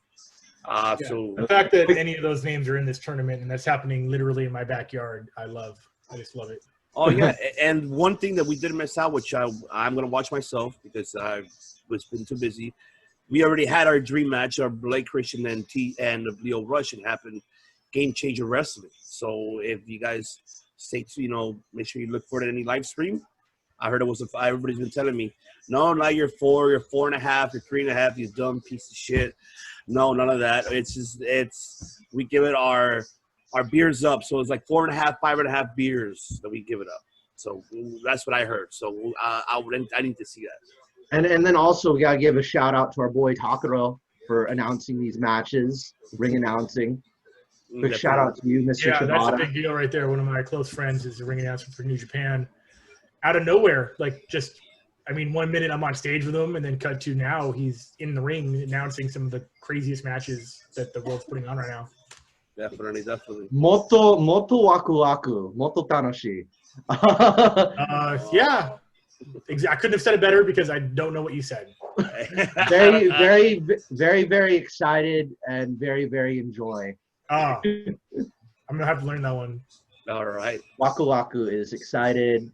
Enjoy. Tanoshi is enjoy. Moto waku. Waku. Yeah. Waku waku. Arigato. Yeah. Moshi moshi. You're on the phone. Well, ladies and gentlemen, we'll be right back. We're going to take a quick break. When we come back, we'll give you guys pro wrestling news and also give you the Wednesday Night Wars with NXT, this past week NXT, and this, the after events of what happened in AEW Dynamite, the induction of the new member of the Inner Circle, which we will give you that more. And don't forget to do shout out to our brothers from another mothers. Our shout out to Dirty Heels podcast. We'll also shout out to JOFO in the Ring, JOFO, that's right. And also that 90s podcast, James. Appreciate you from the United Kingdom, my brother from another mother. Also, Rewind, Recap, Relive, our brother Jonah, and also Catherine from the UK, who's been doing her blogs about women's pro wrestling, which you always put on the description every single week. We always put it, make sure you click to that. And also wanted to give out congratulations to Leo Estrada, who recently got married on Halloween Day. He got married, which that's no wonder why he's been MIA. He is the one that produced our intro for our song. So congratulations to you, brother, for your, for you tying the knot. Congratulations. And hopefully we'll see you on the show soon. And don't forget, ladies and gentlemen, as well, that if you go to the Wrestling Guy store for all you SoCal, natives around the area, make sure you go to the Wrestling Guy store. The description is down below, as well with the address, phone number, and the website. Make sure that if you go in that store, let them know that you saw the episode. Mention our name. You can mention the Great American Heroes, Mike Lopez, CK1 Chris Kennedy, MGC Matthew Steamboat. So tell him Matt the Hat. The one with the Undertaker hat. My hat's all the way over there. If you say that or myself, the Devious One, you'll get 10% off of any pro wrestling merchandise you buy, you purchase. Leave your name, your serial number, your. Yes, you can do. Make sure that you mention Circle Debate Podcast, and you will get your 10% discount by purchasing any, pro wrestling merchandise they have at their store. So we'll be right back, ladies and gentlemen, after these messages from the woman herself, and of course, Jeremy. Hey gang, this is Lisa Marie Barron, also known as Victoria from WWE, also known as Tara from TNA Impact Wrestling. If you're not shopping at the Wrestling Guy store, something is seriously wrong with you. Don't make me go over there and widow's peak your butt. So the Wrestling Guy store is where it's at. Celebrities, collectibles. Of course, he has me here, so he definitely has good taste. The Wrestling Guy store, baby. God, come on, it's cold, Rollins. Oh, sorry, ladies and gentlemen. As you see, make sure you purchase at the Wrestling Guy store. I have purchased mine right here. Make sure 10% discount, 10% off. Make sure you go and mention, tell David that you watch Circle the Bay podcast. All right, so let's go ahead and move on, ladies and gentlemen, with AEW news. Pro wrestling news, excuse me. This is beer talking. Let's go ahead with the AEW games. Obviously, we saw on Tuesday on their YouTube, they revealed the AEW console game. And Omega Jobs, Britt Baker Jobs, Cody Jobs, Aubrey Jobs. I loved it. I love how they wrestling. They did a phenomenal job being the Jobs, all of them. Steve Jobs, Audrey Jobs, Baker Jobs, Cody, Jobs, and Kenny. Kenny introducing the first console game, which was the developers, which they developed No Mercy, WWF SmackDown, 2K19. So I'm looking forward to how they're going to make that game. They haven't announced when it will be released, but so far we saw a little preview, and I'm pretty sure you video gamers out there, as much as we are as well, are looking forward to playing that video game, AEW. Also, they released a mobile console game will be released as well in the works. It comes like, how WWE has their own with the Crystal Light games. Now they have one for AEW. I'm looking forward to that. And then they released this winter, which should be coming. I'm assuming probably maybe January, the beginning of the year. They should be releasing the AEW Double or Nothing casino style with slots, blackjack, poker. So I'm looking forward for your gamblers out there. So make sure that you keep an eye on the AEW YouTube channel for more information. So I'm looking forward for that.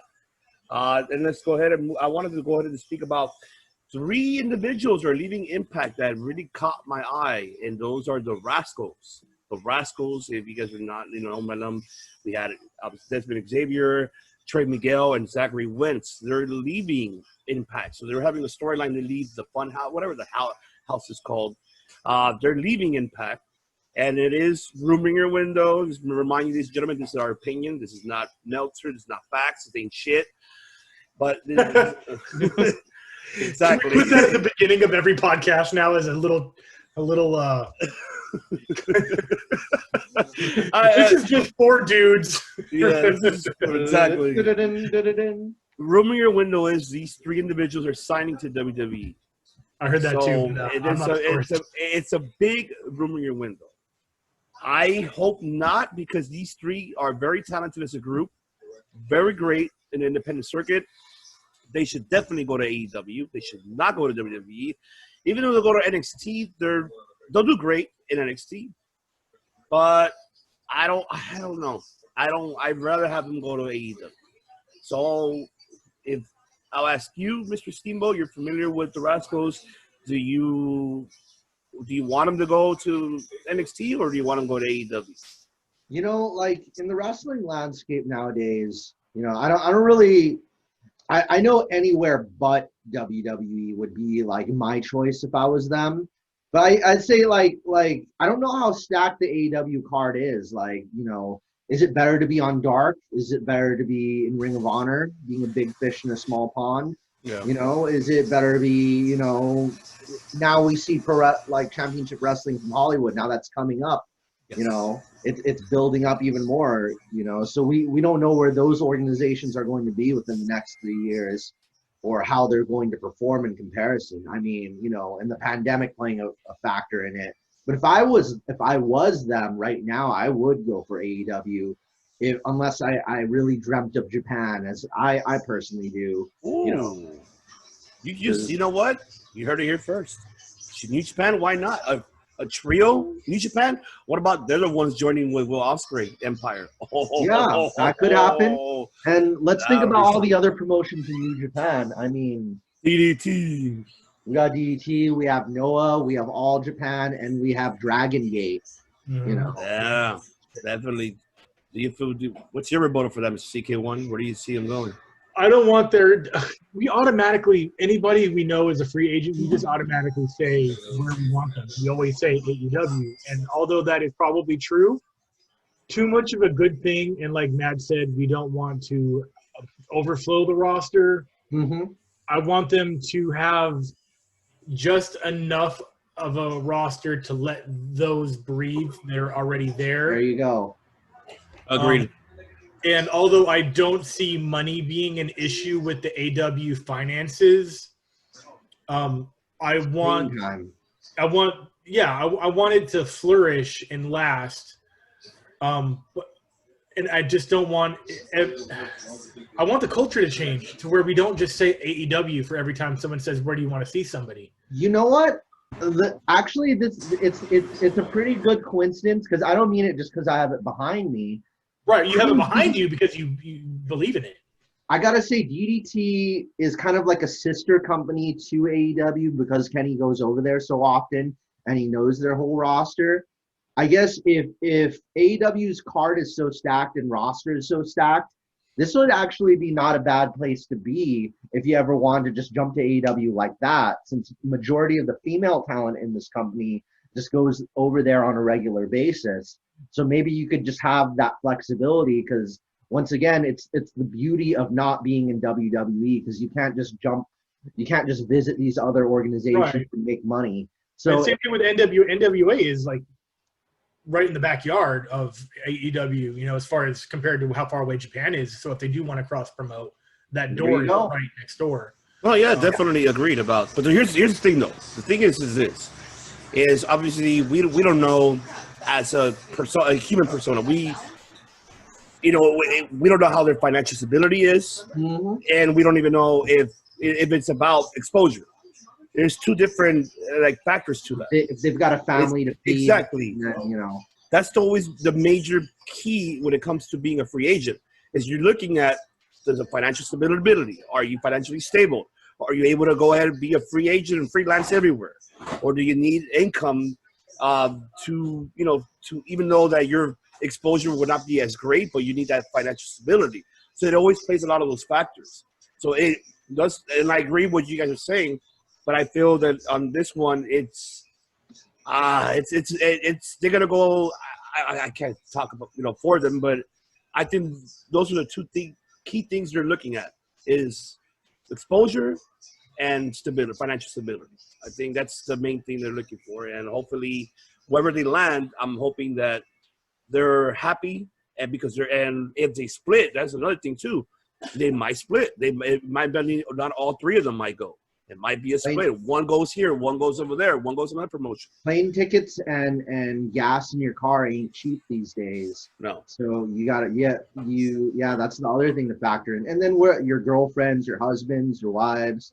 Well, that's why they pulled out Kimberly. Kimberly was with Deanna Purrazzo. She's married to Zachary. I think dating or married was Zachary Wentz. That's why she got pulled off from TV, because she's going with him too.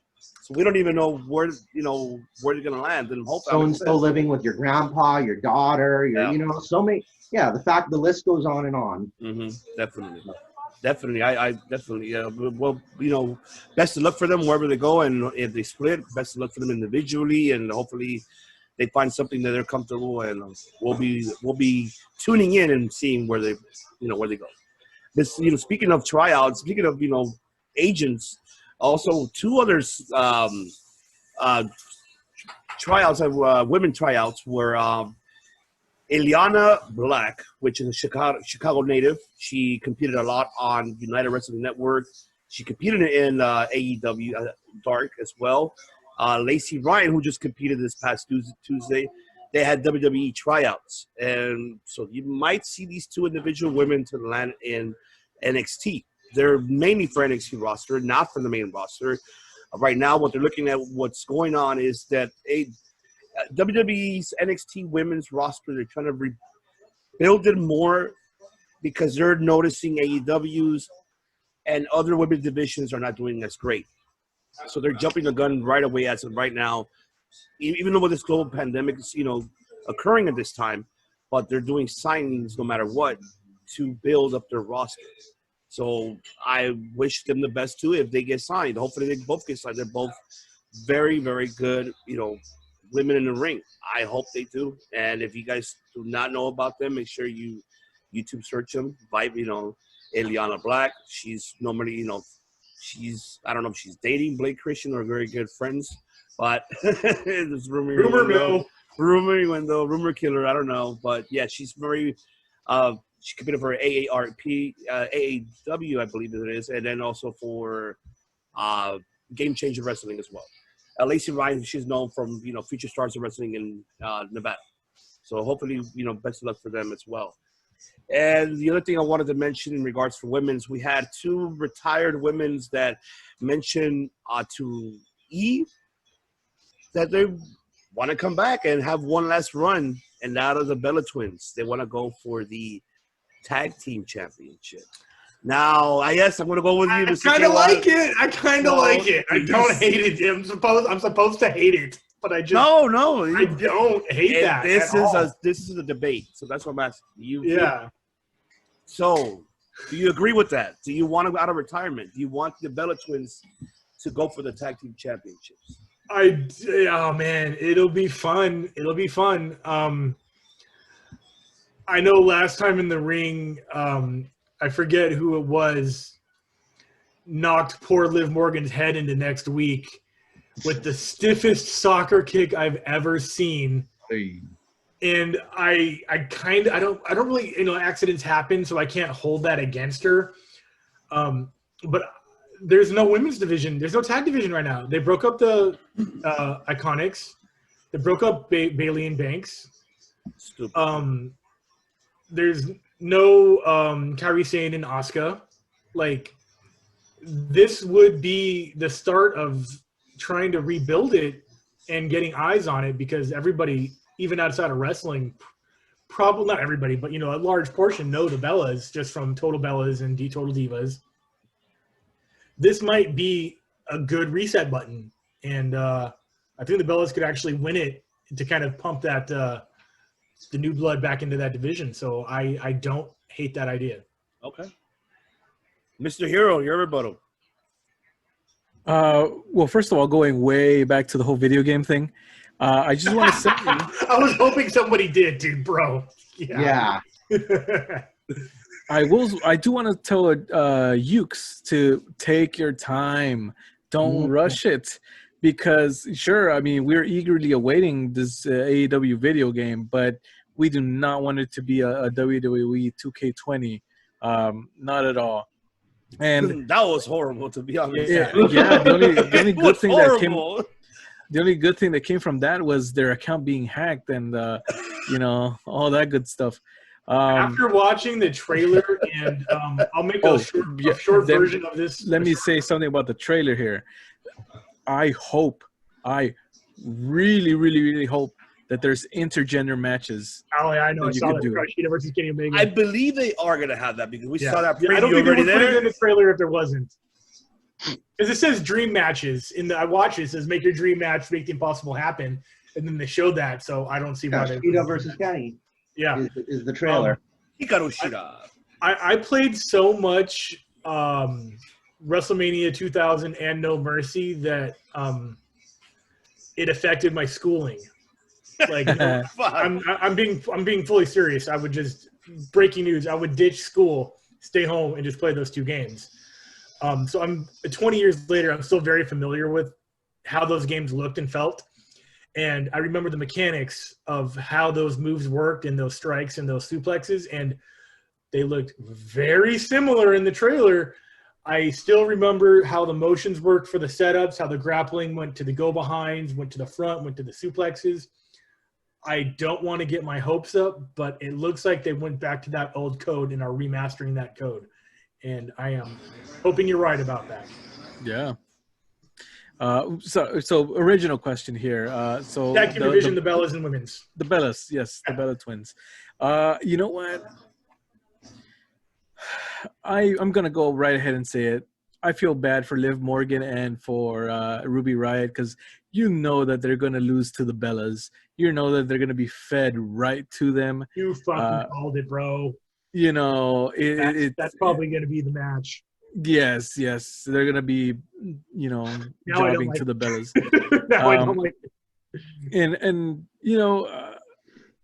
Would I like to see the Bellas win the tag team titles? Yeah, of course. You know, I feel that they are as tag team as any tag team. You know, OG tag team too. For sure. Yeah. So you know, do they deserve it? Sure. You know, they've paid their dues and put in the time and have brought a lot of eyes to the company. So you know, sure, why not, right?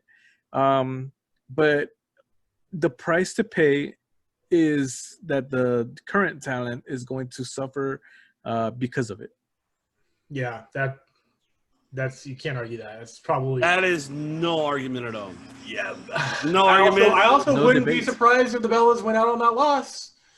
I wouldn't be like, oh, I didn't see that coming. I'd be impressed that they decided that, but I wouldn't be like, if that was the case, they should have taken these titles out a long time ago before they even left and went to go, you know, doing their own thing and, you know, went, you know, go get knocked up and, you know, be having a family, you know.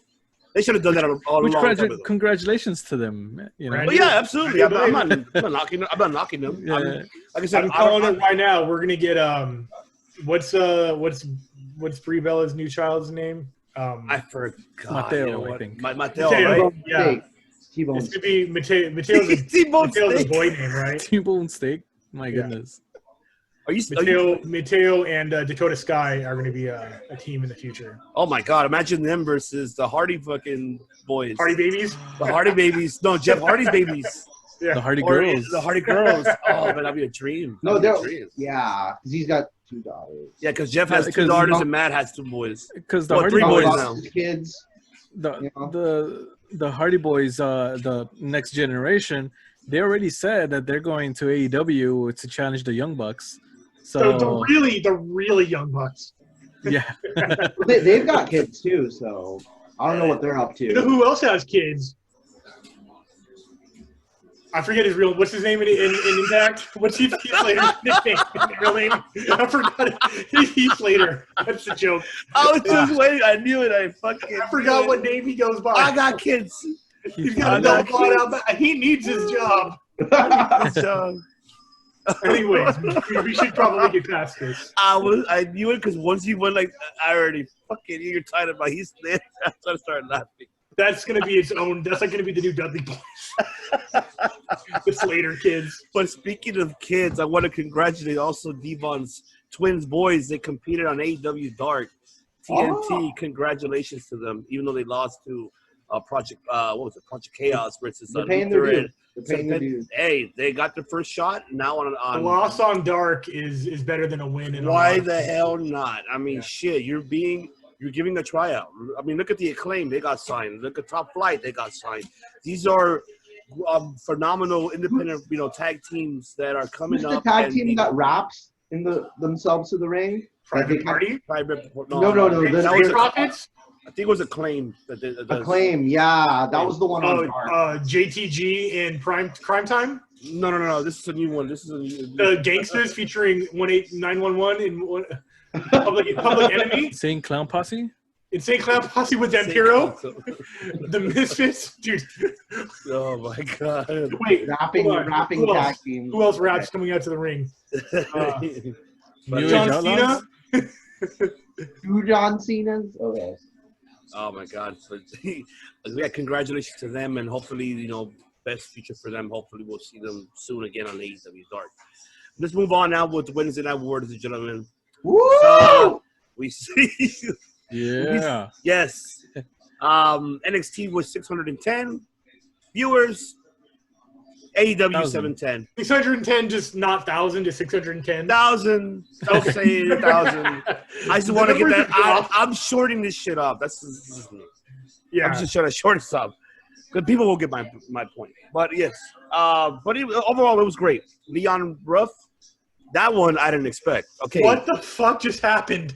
Leon Ruff and Johnny Gargano lose a title to a jobber in 3 seconds? First of all, let me rephrase that to you. He's not a jobber. I understand, but in the realm of NXT. In the realm of NXT, yes. But in the realm of everyone who knows in pro wrestling, Leon Ruff is phenomenal talent from Evolve. He's put on hellacious matches with Riddle, I can name a lot. And even with Austin Theory, he put a phenomenal match. Yeah, but as we know, Papa Vince, your history does not matter. This is Papa Levesque, so let's hope Levesque did the right thing. Let's think about ability, though. Question for both Ivan and Chris, and you too, Mike. Like, I don't know enough about his background, but like, would you guys agree or disagree that he's got way more potential than X-Pac? Like 100. Okay, you can't compare him to X-Pac. No, because Who would win in a fight between a taco and a grilled cheese sandwich? Be real though. Because it's like 1, 2, 3. Because it's like the 1, 2, 3 kid when he got that win over Scott Hall. That was kind of like that moment for him. But it wasn't for the IC title, was it? No, it was a singles match. Yeah. No. I get your point when you're talking about that. It was a moment like a 1, 2, 3 kid moment. An upset, yeah. I get it. This could be the start of something good for him. Upset in NXT history.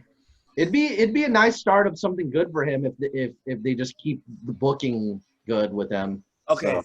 If you put it that way, yes. I thought you were gonna go with like comparison of like how they compete in the ring, or I'm like, wait a minute, no. Like, does he have like more room for improvement? Because like when you 1, 2, 3 kid, he was pretty young when he got that win. But yeah, like, 19. He was younger than that. Younger than 19. Okay. He was 19. He was because how old is Leo, by the way? What's his name? Leon Ruff. Yeah. I don't know how old is he, but he the kid is really great in the ring and involved, and people don't know about him. Make sure you watch Evolve. Yeah, he's got a bright future. Very bright future, definitely. That was a shocker, first of all. I didn't expect that. Did you guys expect that? No.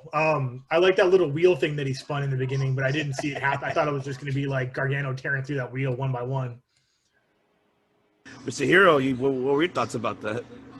Any surprise is welcome for me. I like to be surprised. As long as it's not retribution. Is that right? Yeah. Jeez Louise. Again, fresh faces. I like to see new people coming up, being promoted. But I'm not familiar with his Evolve career, so I'm gonna have to really check that out. But yeah, anytime you bring in someone and you give them the momentum, and hopefully they're able to really give this guy a chance to shine, and so far so good, right? So yeah, for me, I'm all for it. Yeah. All right, definitely. Real quick, 1, 2, 3 kid was, according to what I just did the math on, was 21 when he beat Razor Ramon. I thought he was younger than that because he looked very younger. I thought he was freshly just turned 18. But, exactly. I thought he was 18 when he went. Yeah, he turned. He was born in 72, and that match happened in 93. Leon Ruff is 24. Quick maths. All right, awesome. That's good. Great difference. Now, we did talk about this in the archives probably before about Shia Ali storyline. I'm not sure where the hell they're going with this. I did like that little. It kind of reminds me of the triads, like the Chinese triads coming out. Like you see the old man coming out with the envelope, giving it to Boa. Boa got his ass whipped, by the way, by Raquel Gonzalez. And that was great. I loved it. I'm glad that Boa is getting his exposure. He's been there since a while already in NXT. Has not really gotten really TV exposure, So I'm looking forward to seeing this. I like this Chinese, triads, type of character. So I'll ask you, Mr. Steamboat, what do you feel about this Shia Lee storyline? What do you think? That's really cool. I mean, I'm thinking of all like the kung fu movies I watched with Jackie Chan and how the triads operate. I'm thinking of that Ricky Tan. You never told me Ricky Tan rolled like this. Ricky Tan, where is he? Ricky Tan. Oh, Rush Hour 3, man. I love Rush Hour 1 and 2. Yeah, they might pull something Chinese like food, no soul food here. No pun intended, gentlemen. This is a comedy. Hey, Asian man gives you the pass. But yeah, Mr. Hero, what do you feel about that storyline? Where do you see it? I actually have missed this storyline. I haven't really caught up with it, but I'm interested. I'm intrigued. I'm not really familiar with her, but yeah, I'm looking forward to checking this out. All right, CK1, do you feel the same? It's something. It's different. I like it. Xia Li came out to have that match with Raquel, and then Boa came out and was like, "No, we got something else planned for you." Is basically what happened, and then we don't know what the letter said that was handed to her. We don't know what the black mark on the hand meant. But like you said, this definitely has some kind of like syndicate style type dealings going on. I don't know if this is going to be for a faction or if she's getting like a evil manager that's going to kind of turn her to the dark side or something like that. Mm-hmm. But it is original, I guess you could say. Even though it's a very small blip on the storyline radar, it is something where I am curious. Yeah. And I can't compare it to another storyline We haven't seen it by far, but by. And this is literally like the first step. This is the first day of the storyline. Yes. So like I'm already like, all right, cool, dope. Let's see where this goes. Yeah, I agree 100%. I want to see, and I definitely want to see a faction with her and Boa and whoever's actually who else involved. No Shotzi in there, man. Something like that. Well, no, actually, I would like to see a first intergender program like this, of male and female, like supporting each other, like a tag team, or just like a faction. A faction tag team as well. Right. Why not? This would be interesting. This will definitely will push their careers, to be honest. And then if they have that old manager, hell yeah, that's like how you said it's the dark side, and oh man, I think it will work out. I hope so. See, call us, man. We know our fucking shit. God, how much fun would that job be, just working down there? Man, I will have all this will be filled with fucking ideas of what to do. Yeah. I could just give me like 10, 15 minutes to read an individual, and boom, I can do it. But Vince is gonna say no. Yeah, that's a good idea. He's gonna rip that book. Oh, that's good. Nah, he's gonna rip it. Yeah, I know. He would say some shit like that. And then we did mention about Ember Moon's first loss, which we were disappointed about that. And now with another disappointment, Toni Storm's first loss since she came back to NXT. Losing it was protected. It was a protected loss. I guess. Yeah, it was a protected. It was the same as Ember though. Like it was just distracting. No, because Candice had her feet on the ropes and ref didn't see it. I think with Dakota Kai. Okay, yeah, it's different. Okay, yeah. This is going to lead to Toni Storm eventually beating Candice LeRae, and that's the way the world needs to be. That's just the way it is. It's going to be Thunder Driver 95 or whatever. It's going to be Storm calling or Tiger whatever. Driver 98 or 95 or 96. Yeah, it's going. This is Toni Storm's breakout U.S. storyline right here. Definitely. So, you guys, Mr. Hero, how do you feel about that? You feel the same? Yeah, I see a lot of potential there with Toni Storm. She has star written all over her eye, in my opinion. Yeah, she has. And that first Mae Young Classic, dude, she's just been on it. Yeah, absolutely. And her and Rhea Ripley, I feel, are two of the – I can see them being or having successful careers in the main roster, when that time comes. So I hope it happens. You know what I mean. Might want to fix your mic there, Ivan. You hear me now? Nope. Ivan just got transported to World War II or something. I know. What is that? Is that an analog radio? There you go. Nope. Hear me now? Nope. It's like you blew it. Looks like it blew the mic out. Yeah, it's bad. You might want to pause this and then cut this out. No, go ahead. Continue.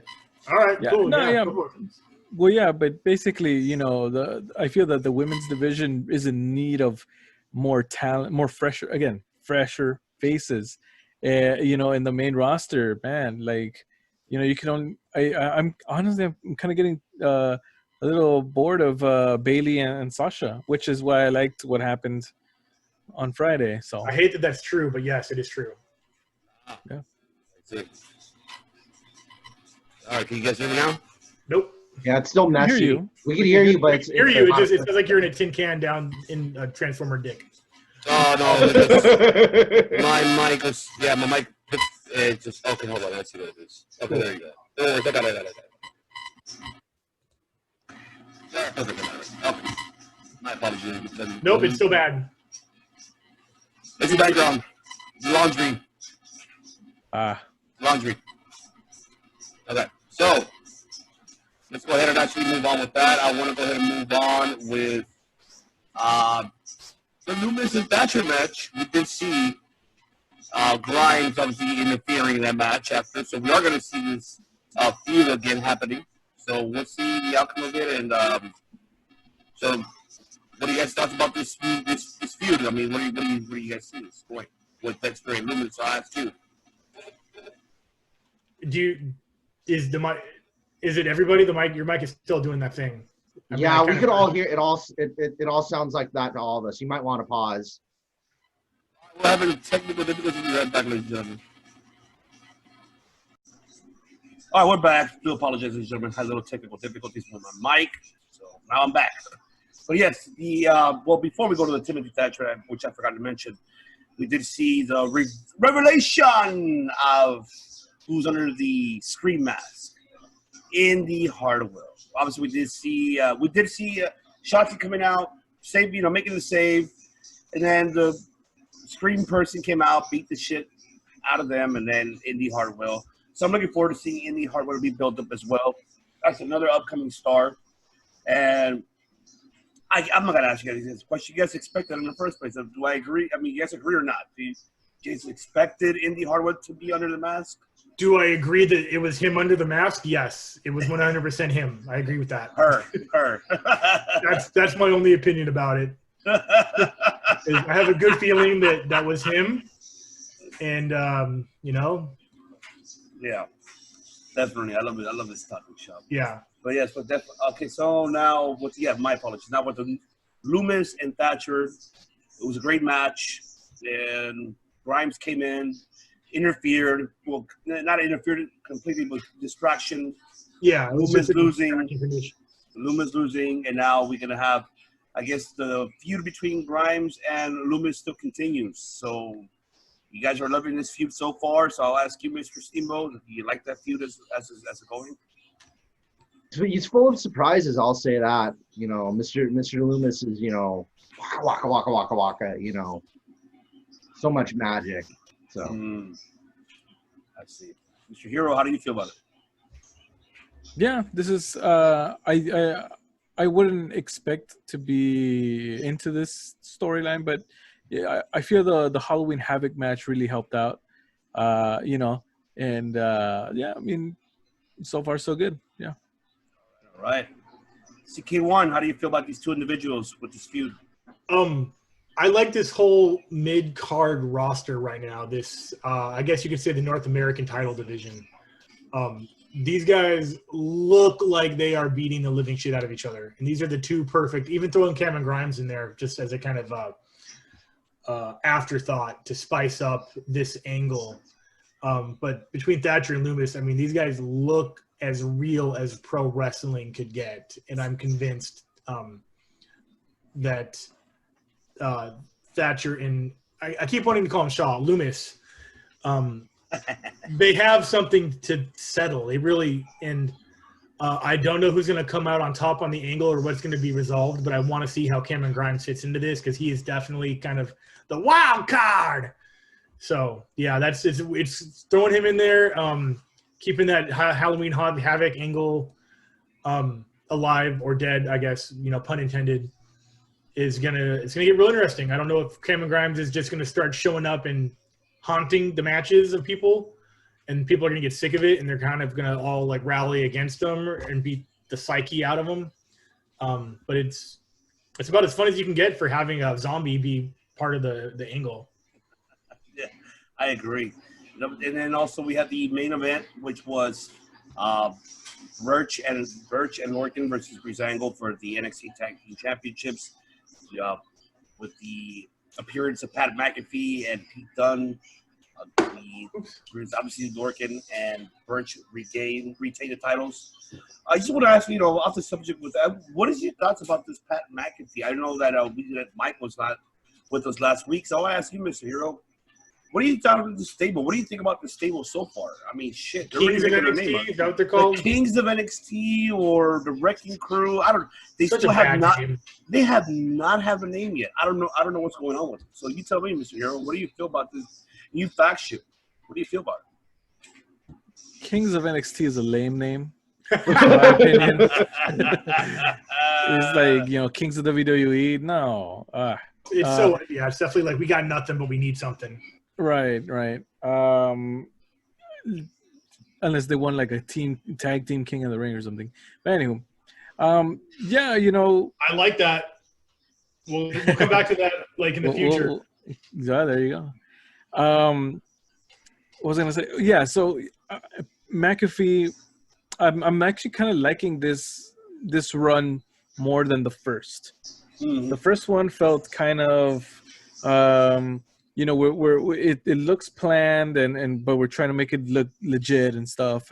But this one feels better. It feels better, and I really think that seeing his first match helps, because I know that he can provide in-ring entertainment. I wouldn't say he's a technician or anything like that. That right there is the way to put it. But he can do things, right? So this time around, I'm not going into it thinking, is he gonna be doing just easy stuff? But who knows? Maybe he'll do more impressive moves and whatnot. I feel much better about it this time, and especially as a faction. All right, we'll see. I mean, as a matter of fact, I feel that what they're doing is, so far as of right now, I like it because it's something fresh, something new, how we said it last week, and as giving a lot of attention to Birch and Lorcan, and especially them two. They're already in the title picture.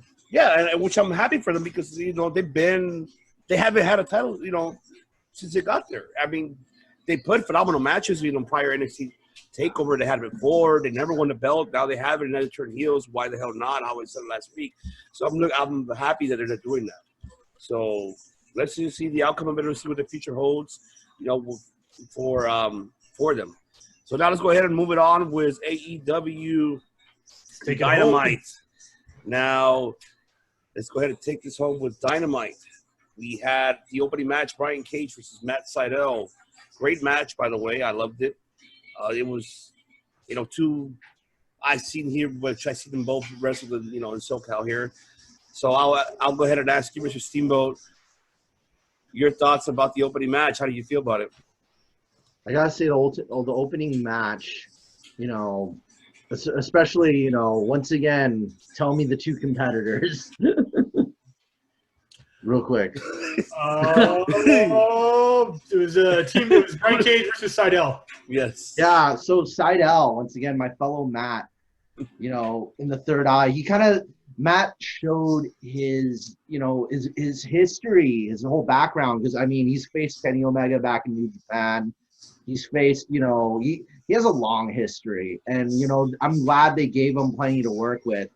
And the finish kind of like he still looked strong even in the finish, just because Brian Cage still pulled a fast one on him. Even Taz on commentary was showing respect to Matt Sydal. He wasn't burying him. So that right, yeah, Taz is good at that.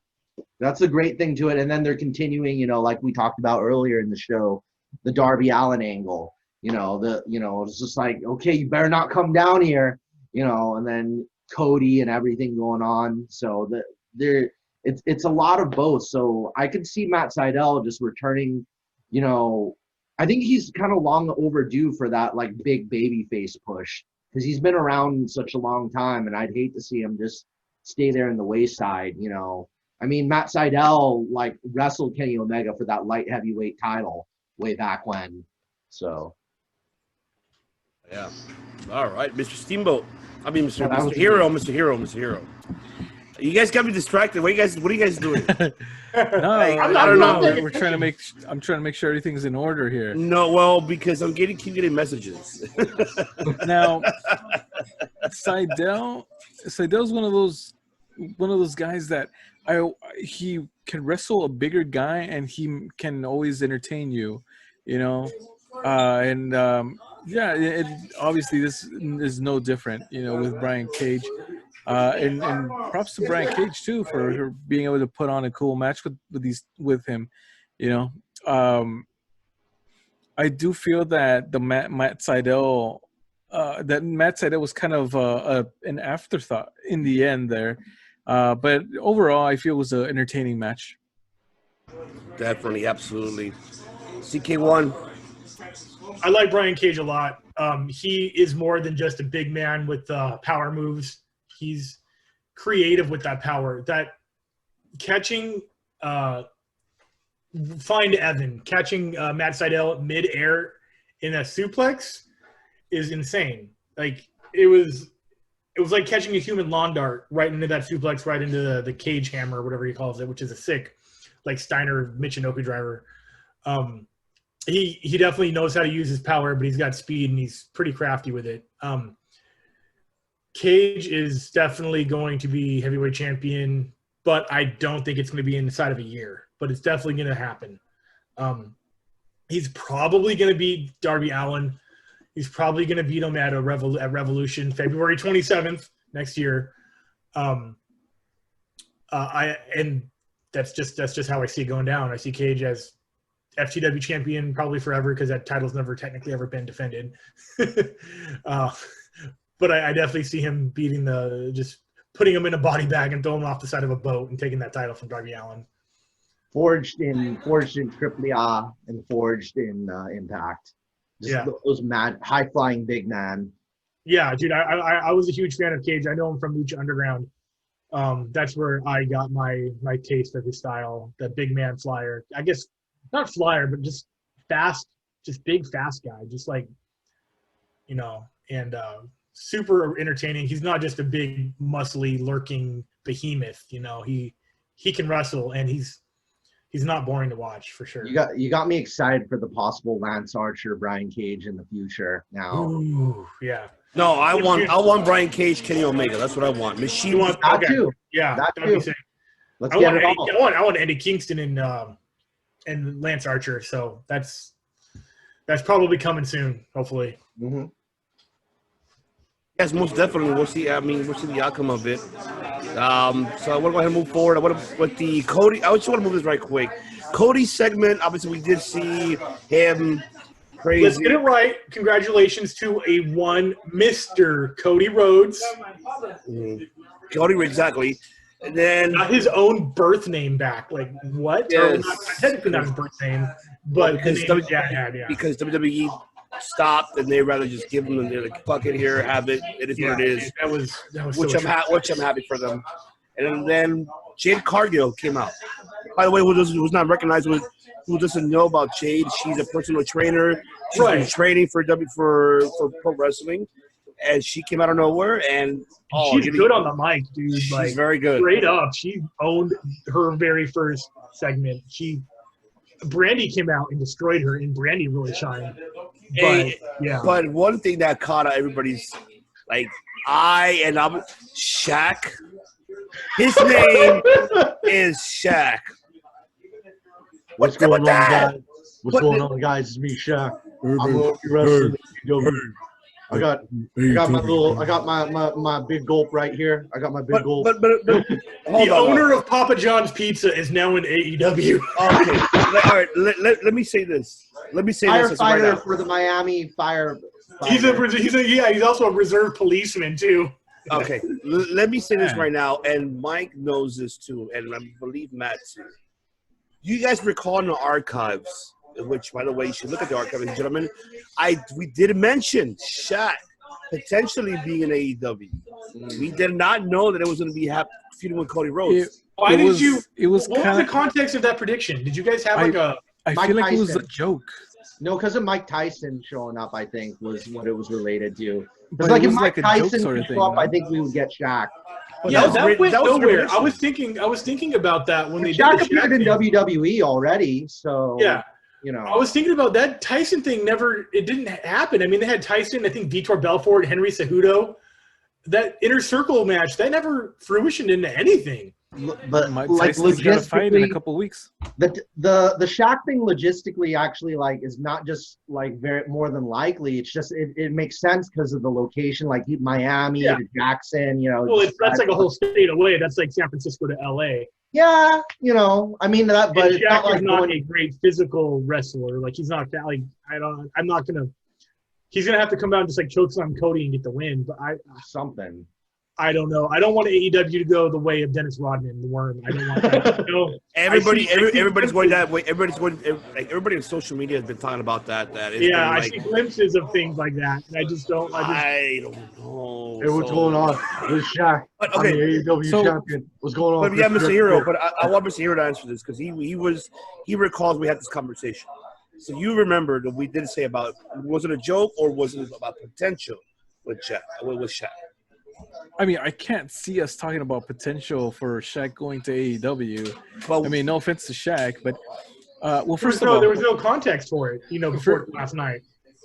First of all, Jade, what was her last name? Cargill. Her. I can tell that she can do more in pro wrestling.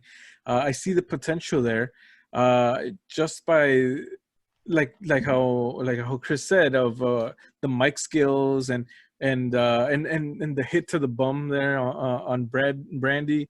I think anybody else probably would have been nervous or would not have done such a thing, to kind of set her off.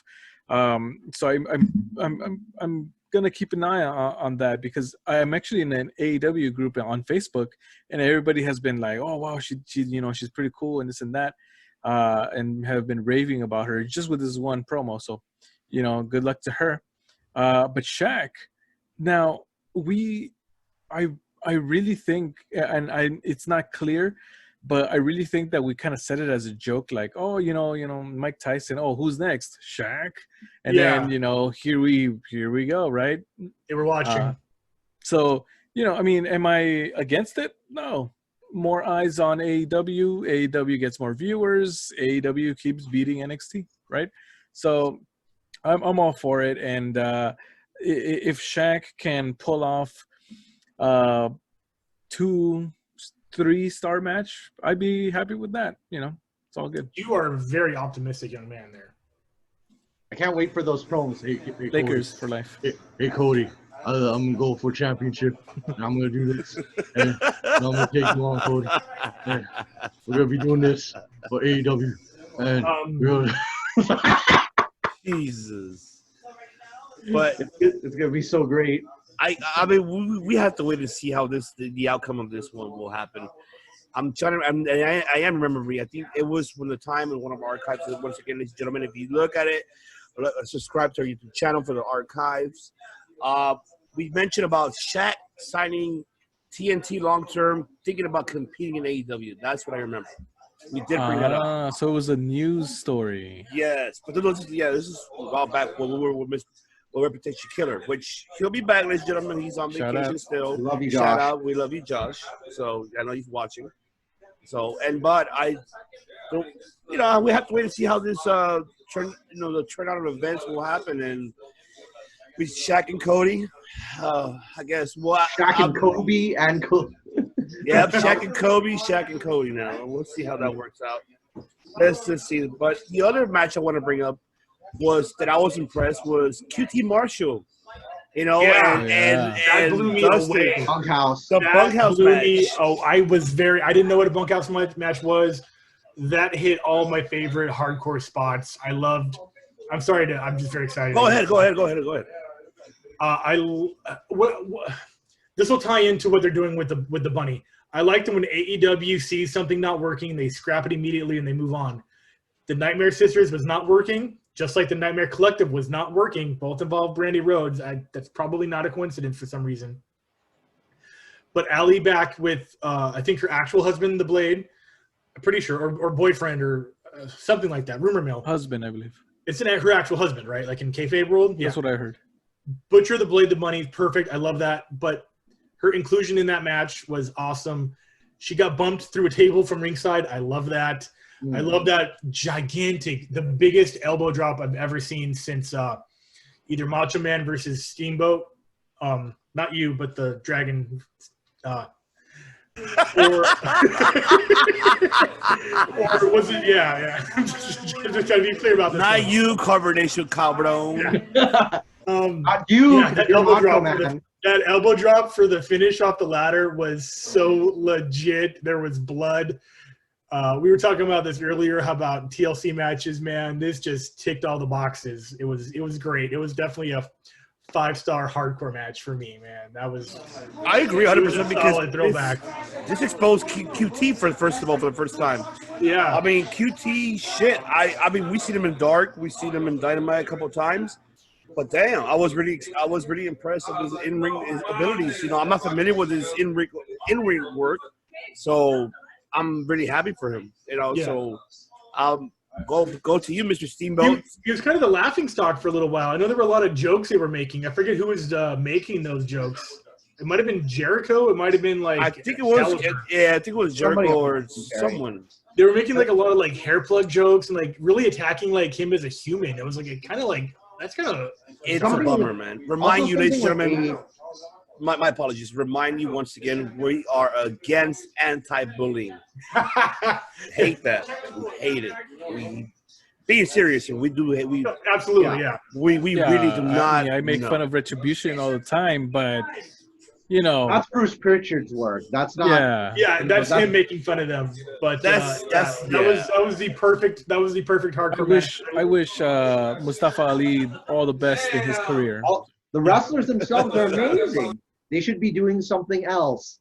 That's basically what we're going at. Exactly. But, so back to QT Marshall.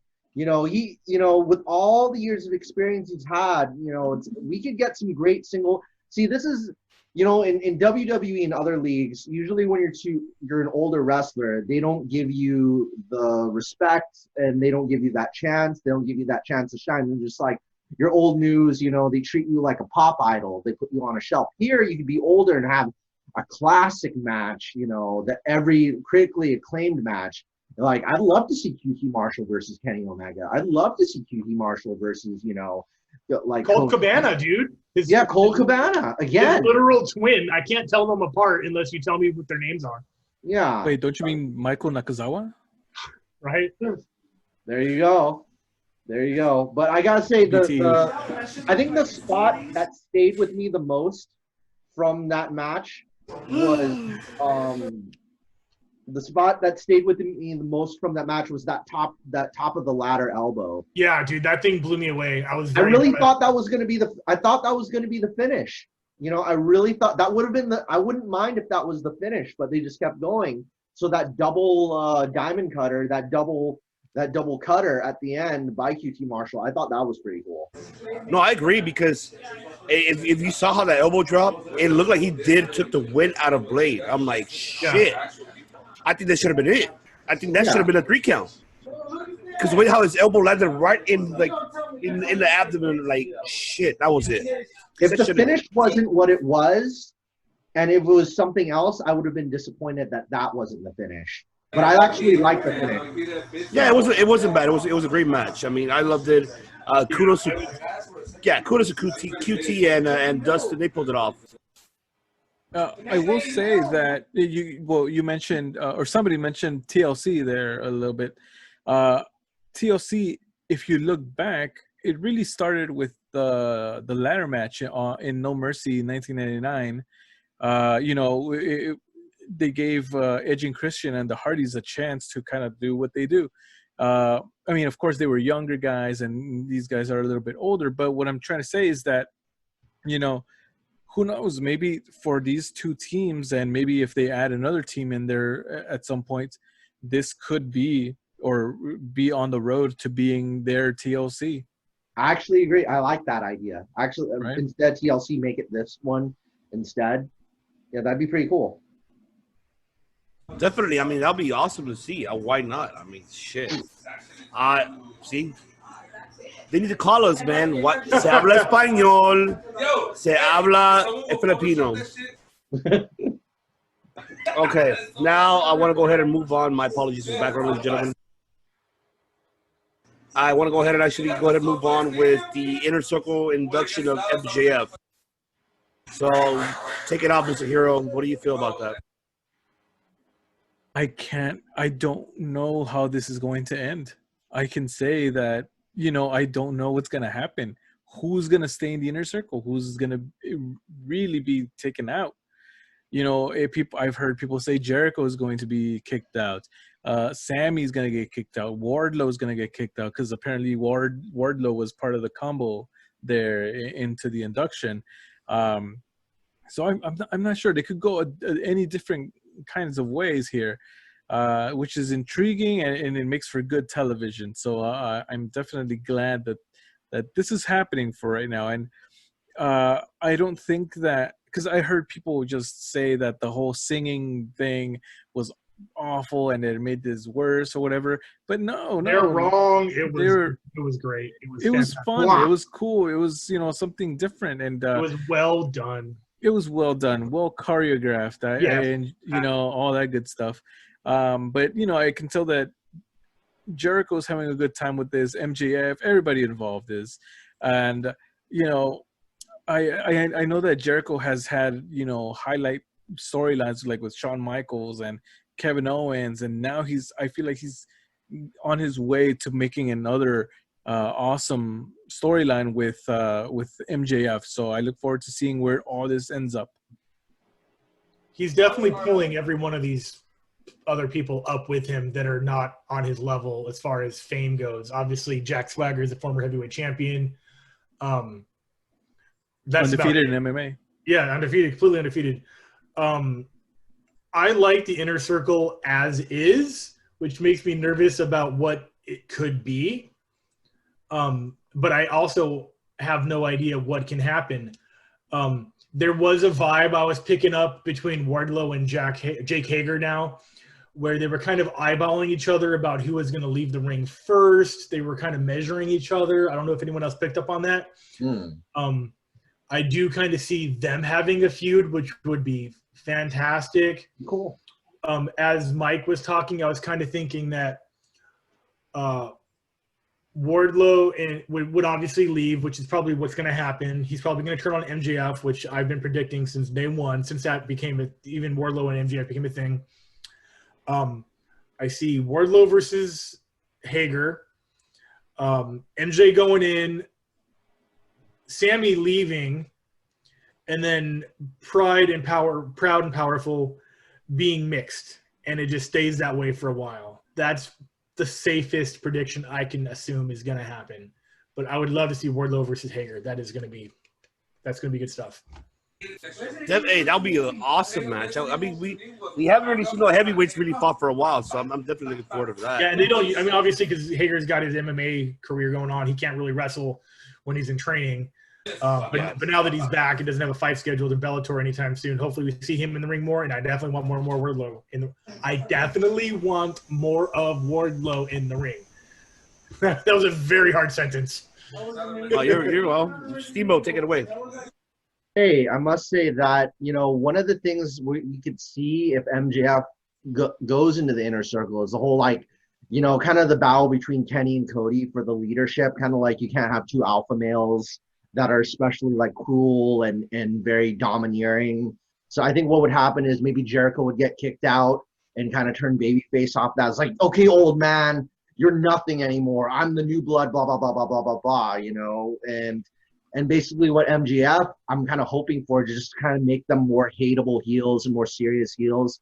Maybe MJF, because like Proud and Powerful are more like lovable because they're like a street, like kind of like a common man kind of street. Yeah, they're fun-loving criminals. Yeah, they're more relatable and then MJF's like a rich boy. So what I think we could see to make them even more hateable is maybe MJF could go through like some kind of hazing, like punishment. Oh, so you don't like my leadership? We're gonna whip you in public or something like that. Like they might do the same thing that he did with Cody. It's like, if you want to stay in this faction or else you're gonna starve, I've got all of your bank account money unless you get whipped in public. And maybe he's gonna whip one of them in public, and everybody's gonna hate like MJF even more. Just like MJF will do anything for that heat.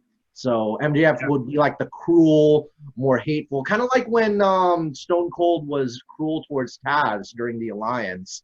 Like Stone Cold was beating Taz up, and they were doing like, if you don't listen to my orders and you don't respect my authority, I'm gonna beat you up and humiliate you in front of the other faction members. And we might see something like that in the future. You could, with that, you could see like MJF tries out the leadership role and Jericho gets kicked out, and then like a couple weeks later, everyone's like, "Damn, I wish Jericho was here," and they all kind of try to get him back, something like that.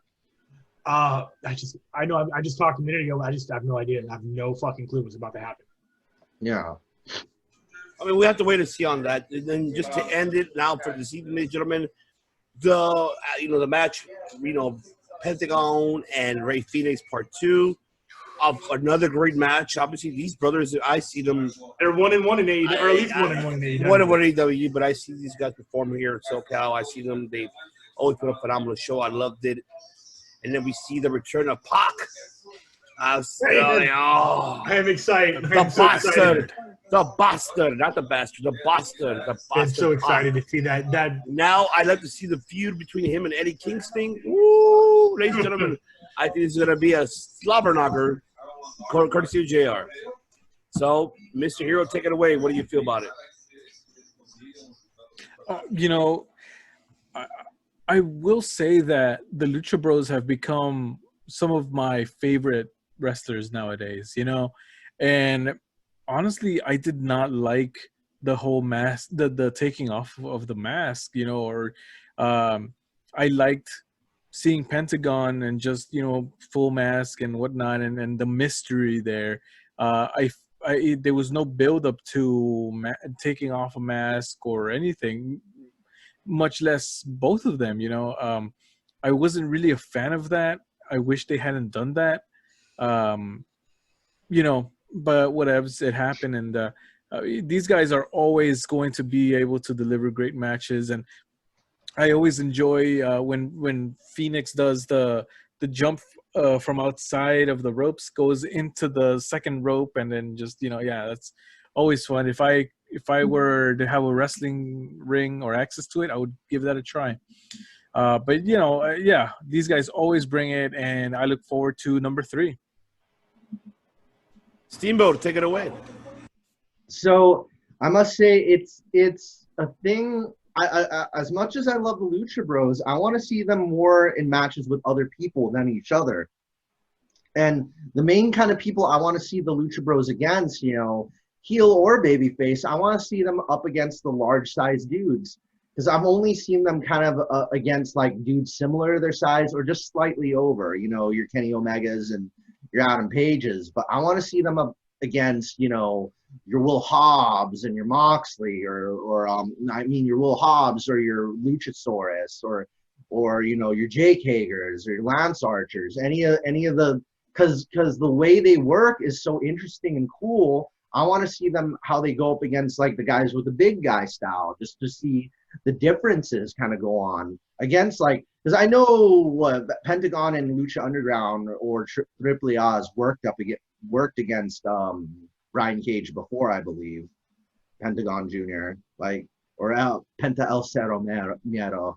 So yeah, like if he's worked against him before back then, so it's just to see them work against more variety of people. Now, to Pac and Eddie Kingston, and once again, I'll say the same thing for Pac. I want to see Pac work against all the large size guys too, because I know he's got a lot of magic, like, you know, in his bag of tools, and there are like both Pentagon and like all three members of Death Triangle I want to see up against super heavyweights, just because they've got magic, you know, they've got so much magic in their move arsenal, you know, so yeah.